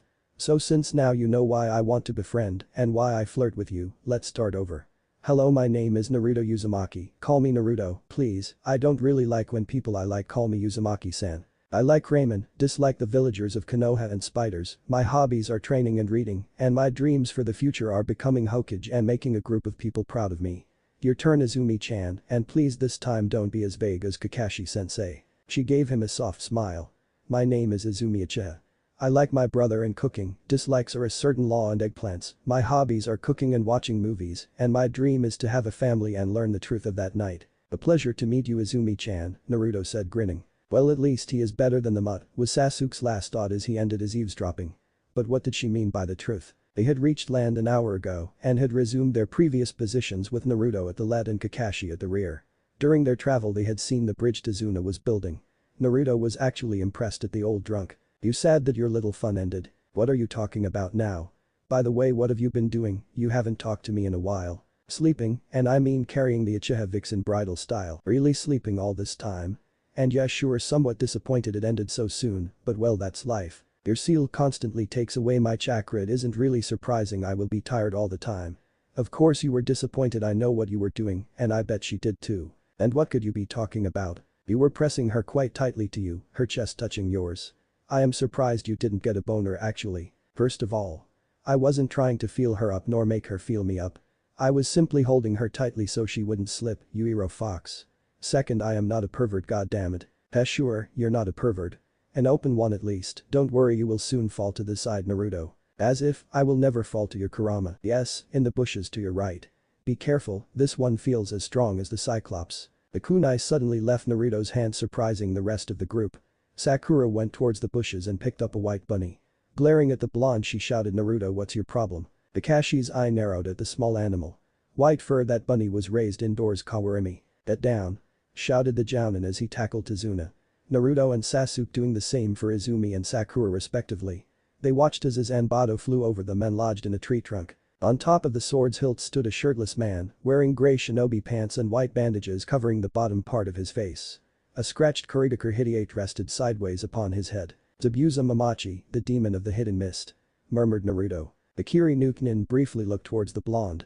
It seems that the leaf has at least some good genin. Staring at Silverhead, Zabuza let out a small chuckle. I can see why the demon brothers failed. Sharingan no Kakashi, the man with 1,000 jutsu. So you were hired by Gato, Zabuza. Indeed, now give me the bridge builder and I may let you and the brats leave alive. No can do. Naruto, you're in charge. Protect the bridge builder at all costs. Hi, the four genin said as they surrounded Tazuna. Such a pity, said Zabuza as the mist around them became thicker, impeding their vision. Kidneys, lungs, liver, brain, spinal cord, jugular vein, clavicular vein and heart. 8 different ways to kill you, what should I choose? Was heard around them as killer intent was blasted from the mist. What is this feeling? It's hopeless, thought Izumi, sweating profusely. I don't want to die, Sakura thought, her legs trembling as she closed her eyes. I can't stand this anymore. I need to end it. Thought Sasuke as he pulled a kunai and aimed it at his neck. He felt a hand grab his arm. Following it up he saw the calm face of the blonde. Don't worry, Sasuke, I won't let anything happen to any of you. Said Kakashi, revealing his Sharingan. The Sharingan, so you are taking me seriously, Kakashi? Sadly, it's over. Said Zabuza as he appeared behind the bridge builder, his sword raised. Before he could bring it down, an Ninjato pierced his stomach, making the man turn into water. The Mizu Bunshin, said the blonde. Thanks for heads up, Kurama. You're welcome, but you need to get rid of the mist. I could only sense him because he was so close. Yeah, I also doubt my mask would be of help right now. I see, so Blondie is a sensor and a strong one at that. Sounded the voice of Zabuza through the mist. You said it yourself, the leaf has some good genin. Replied Kakashi in monotone. Too bad their jounin are not to par, was the response as Kubakirabacho pierced the silver head chest. Only for him to turn into water. So he managed to copy my jutsu, thought the bandaged man as he jumped backwards. Only for Kakashi to appear behind him and cut his neck open. Like before, the man turned out to be a water clone. As the two high-level shinobi continued their battle of water clones, Naruto started going through hand seals at a fast pace. Reaching the last one, he looked back at the rest of his team. I'm going to blast away the mist, prepare yourselves, Ton. To Topa. With that, the blonde created a powerful gale that blasted away all of the chakra-laced mist. The fight between Kakashi and Zabuza came to a halt when the mist was cleared. Standing atop the water, Zabuza looked at the blonde with narrowed eyes. That brat, his gaze returned to the copy ninja. Oi Kakashi, that blonde brat of yours, what's his name? Naruto Uzumaki, Kakashi answered. Uzumaki, that explains some things. Though his appearance doesn't really match, his actions are proof enough. It was actually a bit worrying for Zabuza. Of course he knew of the Uzumaki, they were Kiri's version of the civilians Bujiman or the Kiroi Senko for Iwa. The tales of the second great shinobi war veterans that managed to survive the assault on Yuzu still made him tremble. Then came the third great war and with it Konoha's Red Death. The last known member of that accursed clan, Kushina Uzumaki. He never met her, but he had seen what was left after one of her battles. At the end of that day, the team captain for that mission decided it was a waste of time trying properly assemble all of the bodies. If this kid was her son, May needed to know this. You're distracted, he heard Kakashi whisper behind him. He replaced himself with a log. He created 3 water clones and dashed with them. The first clone lunged, Kakashi sidestepped. The clone was destroyed. The second clone made an upward slash, Kakashi dodged, but the attack managed to raise some water, which distracted the silver head. The third clone took advantage of this and landed a kick. The second clone tried to slash again, but a kunai lodged into his forehead before he managed to hit. The real Zabuza made a downward slash. Kakashi blocked with a pair of kunai. They jumped apart. The clone threw his Kubikirabacho. The Konoha Jounin ducked. The clone sprinted towards Kakashi, a moment before arriving the clone exploded into water. The silverhead's eyes widened in recognition when the water that made up the clone moved to form a sphere around him. Zabuza's hand touched the water sphere as he said, Suro no Jutsu. It seems I win, Kakashi, said Jounin, still looking at Zabuza. Shouted, Naruto, take Tazuna and flee. His safety is our priority. No can do, Kakashi-sensei, after all, one who abandons the mission is trash, but one who abandons his friends is worse than trash. Forget about that. It's not a suggestion, it's an order. The blonde gritted his teeth, and I said that we can't. When we leave he'll finish you off and then come after us, and I know by a fact that once you are down none of us has a chance. He is right, Kakashi, said Zabuza. Only you can stand up against me. The blonde brat could probably stall me, but he would eventually go down, and the rest would be child's play. Kakashi went silent. Naruto and Zabuza are right. Even if they manage to stall him, Zabuza is still too strong for them, damn it. What can I do? At the other side, Naruto was also having a mental conversation. Any luck, Kurama? Yes, it was also on the forbidden scroll. The water prison technique makes an inescapable sphere of water around the target. The downsides of it are that you have to keep at least one hand in the sphere at all times. In other words, make him drop the sphere and Kakashi is free. Easier said than done. Time to end this, whispered Zabuza as he created 6 new clones. Naruto followed his example as 18 shadow clones appeared behind him. Sending his clones to battle those of the Nuke Nin, Naruto turned back. Listen, I have a plan, but I will need your help with it. Sasuke and Izumi perked up at that. Unlike her brother, Izumi could accept that the blonde was by far stronger than them. So for Naruto to need their help was quite surprising. Sasuke, you said you brought a Fuma Shuriken, right? Yes, what of it? Do you know the Shadow Shuriken technique? Yes. Good. Now Izumi-chan, Sakura, do you know any side-affecting Jinjutsu? And say I have, answered Sakura. Izumi-san. I may have one, but I haven't really practiced it since I learned it. How long do you think it'll hold? About 30 seconds. It will have to do, said Naruto before hastily turning around and pressing his palms on the ground. A Doten. Doryuheki coming out of his mouth. Just as the wall was raised, a Kubikirabacho lodged itself in it. Naruto peeked through the side. It seemed that one of the Zabuza clone managed to dispatch his team of blonde clones. He created another 3 and sent them to fight the water clone. Sasuke the Fuma Shuriken. Now. The brunette swiftly passed the weapon to Naruto. The Uzumaki briefly examined it, raised his other hand, and in a plume of smoke, an exact copy appeared.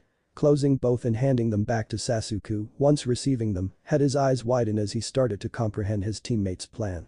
Alright, here is what we will do. First I will stall the water clones with a kunai barrage.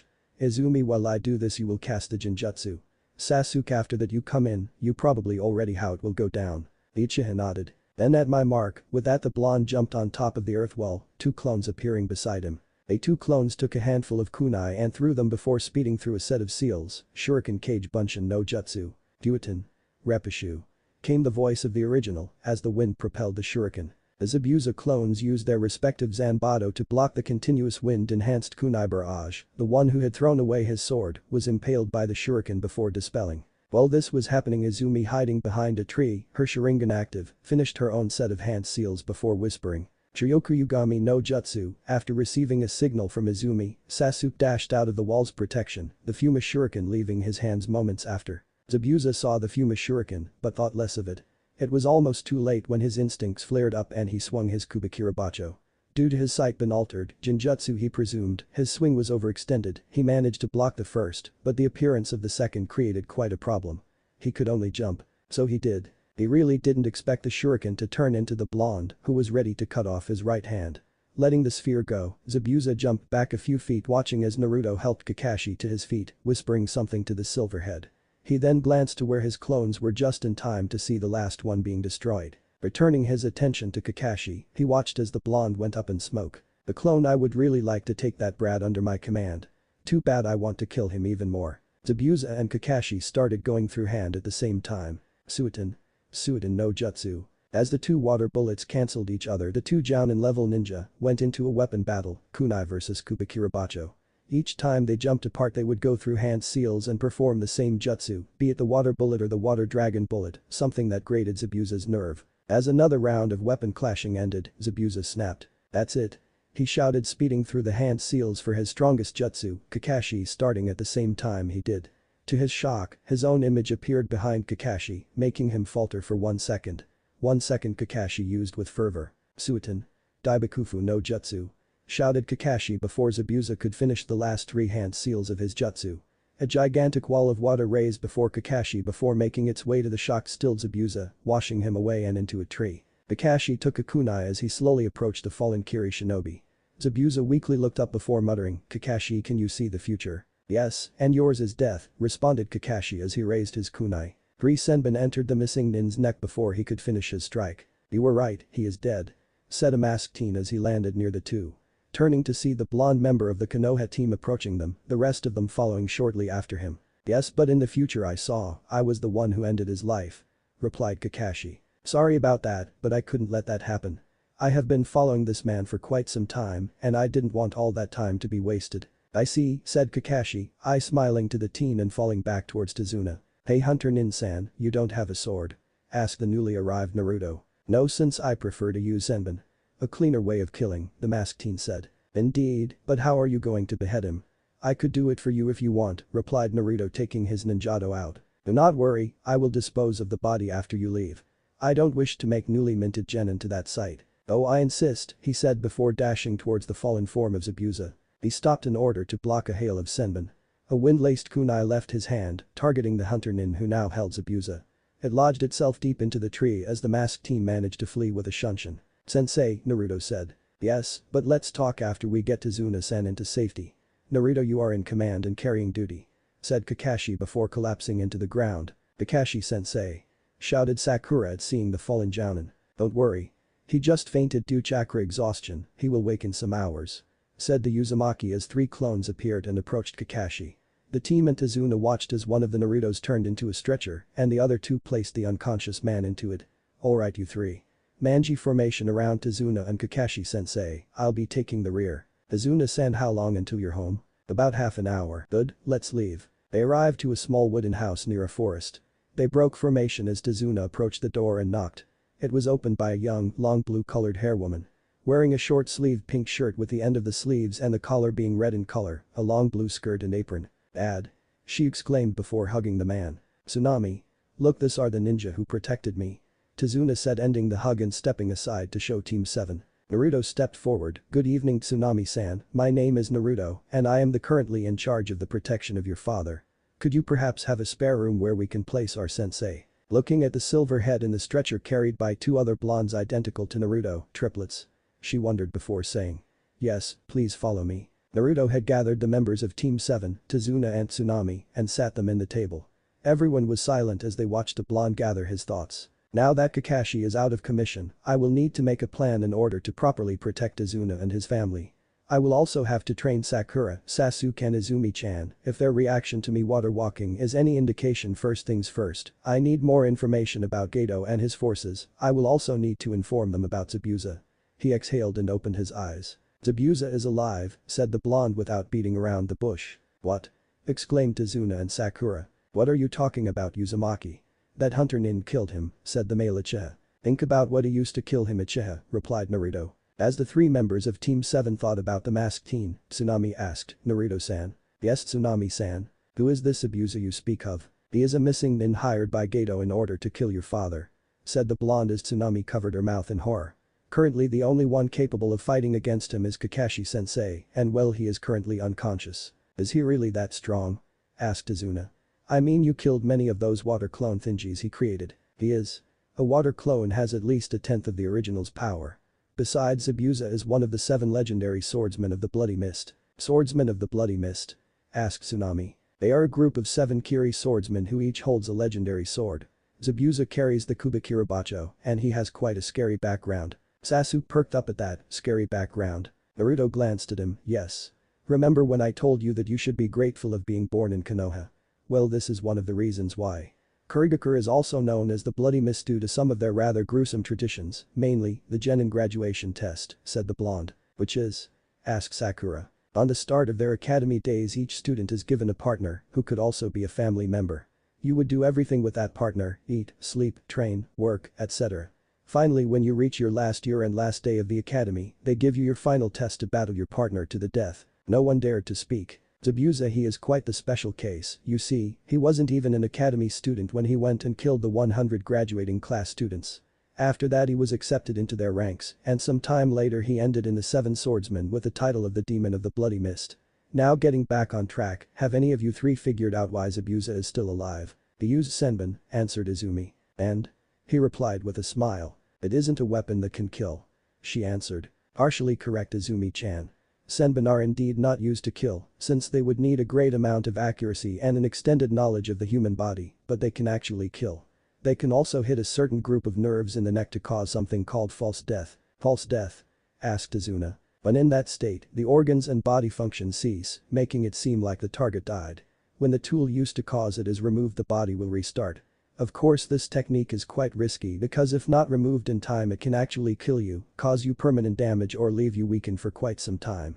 Explained Naruto. Good news is that we stalled him long enough for Zabuza to be out the game for at least 2 to 3 weeks. They heard a groan and looked towards the door. There stood Kakashi with clear signs of exhaustion. Hey guys, Zabuza is still alive, he said. Already said it sensei, and should you be standing? No I shouldn't, but mission completion and all that.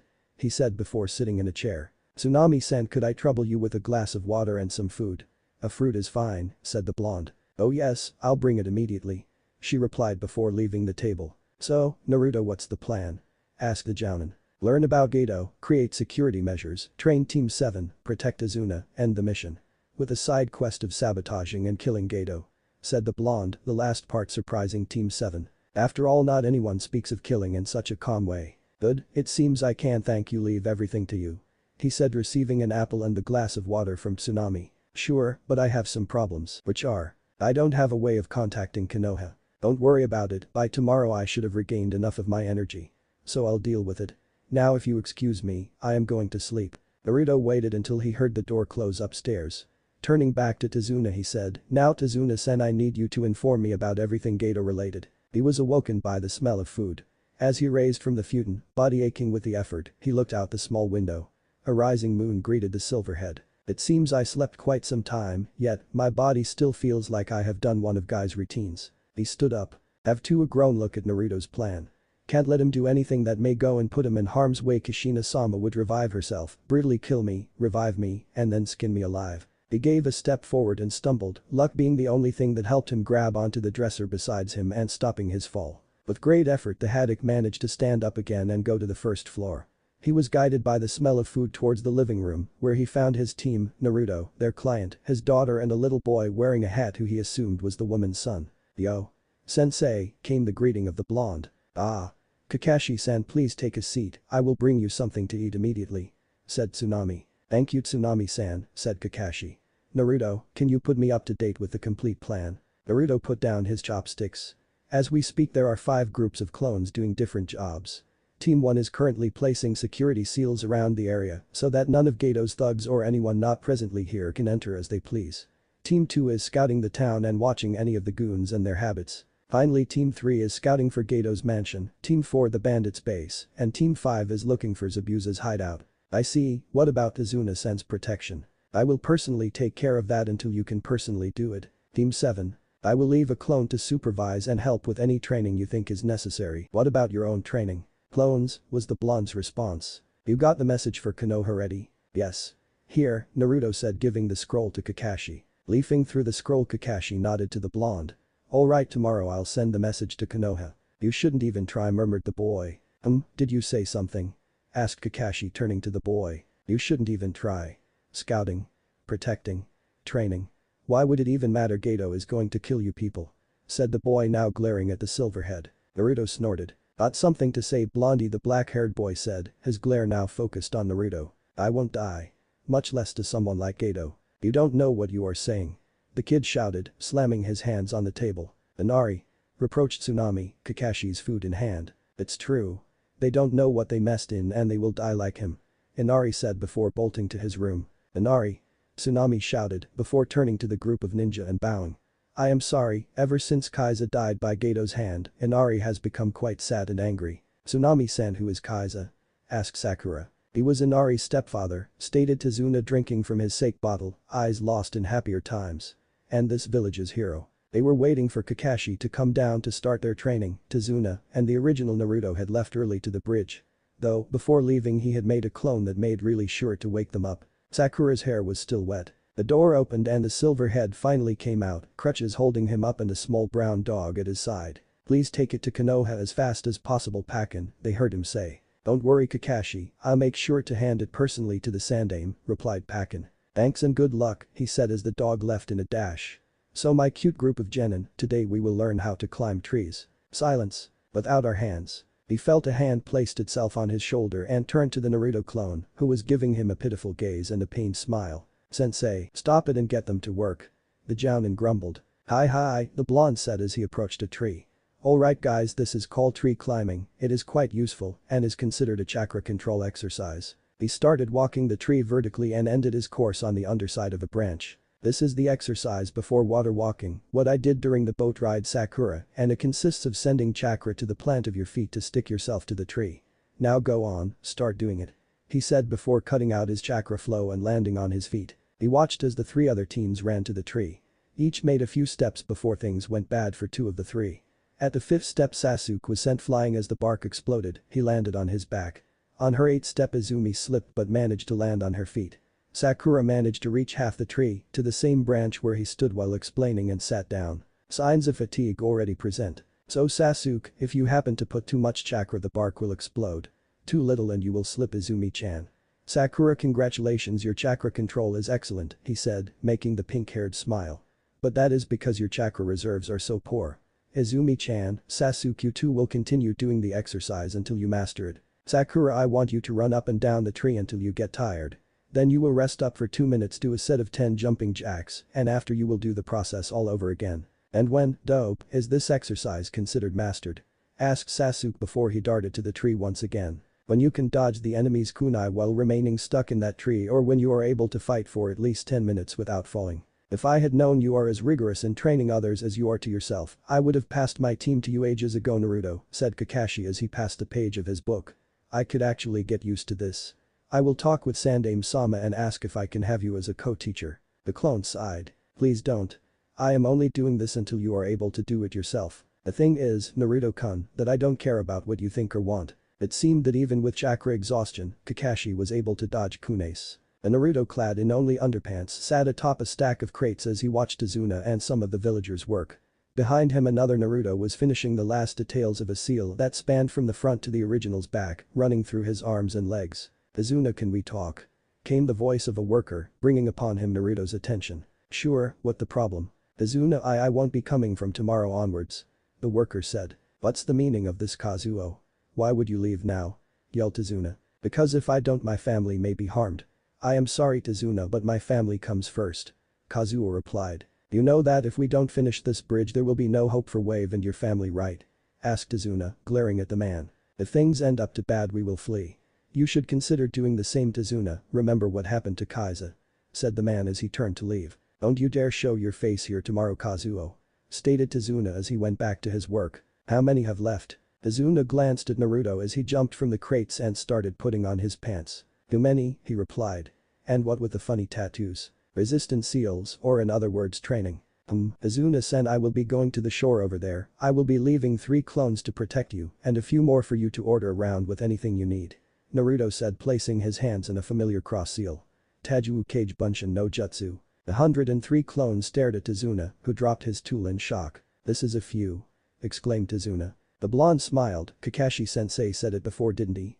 You are quite the lucky guy, Tazuna-san. Hey Kurama, what level do you think I should start? Before you do anything, create a clone, he will receive his orders from me." Kurama waited for the poof of smoke before he continued. "Now put enough chakra to activate level 3. A burst of chakra and the seals on Naruto's body glowed blue before fading. "Now what? Now comes the fun part," said Kurama as the clone punched Naruto in the face, sending him tumbling to the floor. Naruto was about to stand but couldn't. He decided to try part by part. He could only move some millimeters. "For the rest of the day you will try to stand and go back home, and no chakra enhancing until I tell you so." "Well boss, I will go and tell Tazuna that you will be arriving home late. Bye-bye," the clone said before bolting. Naruto cursed. What if Naruto has Tobirama water affinity and wood? Thanks for watching my video till the end. If you enjoy this content, then do consider subscribing to my channel and leave a like if you guys need the next part, comment down, and thanks for watching the video and see you guys in the next video.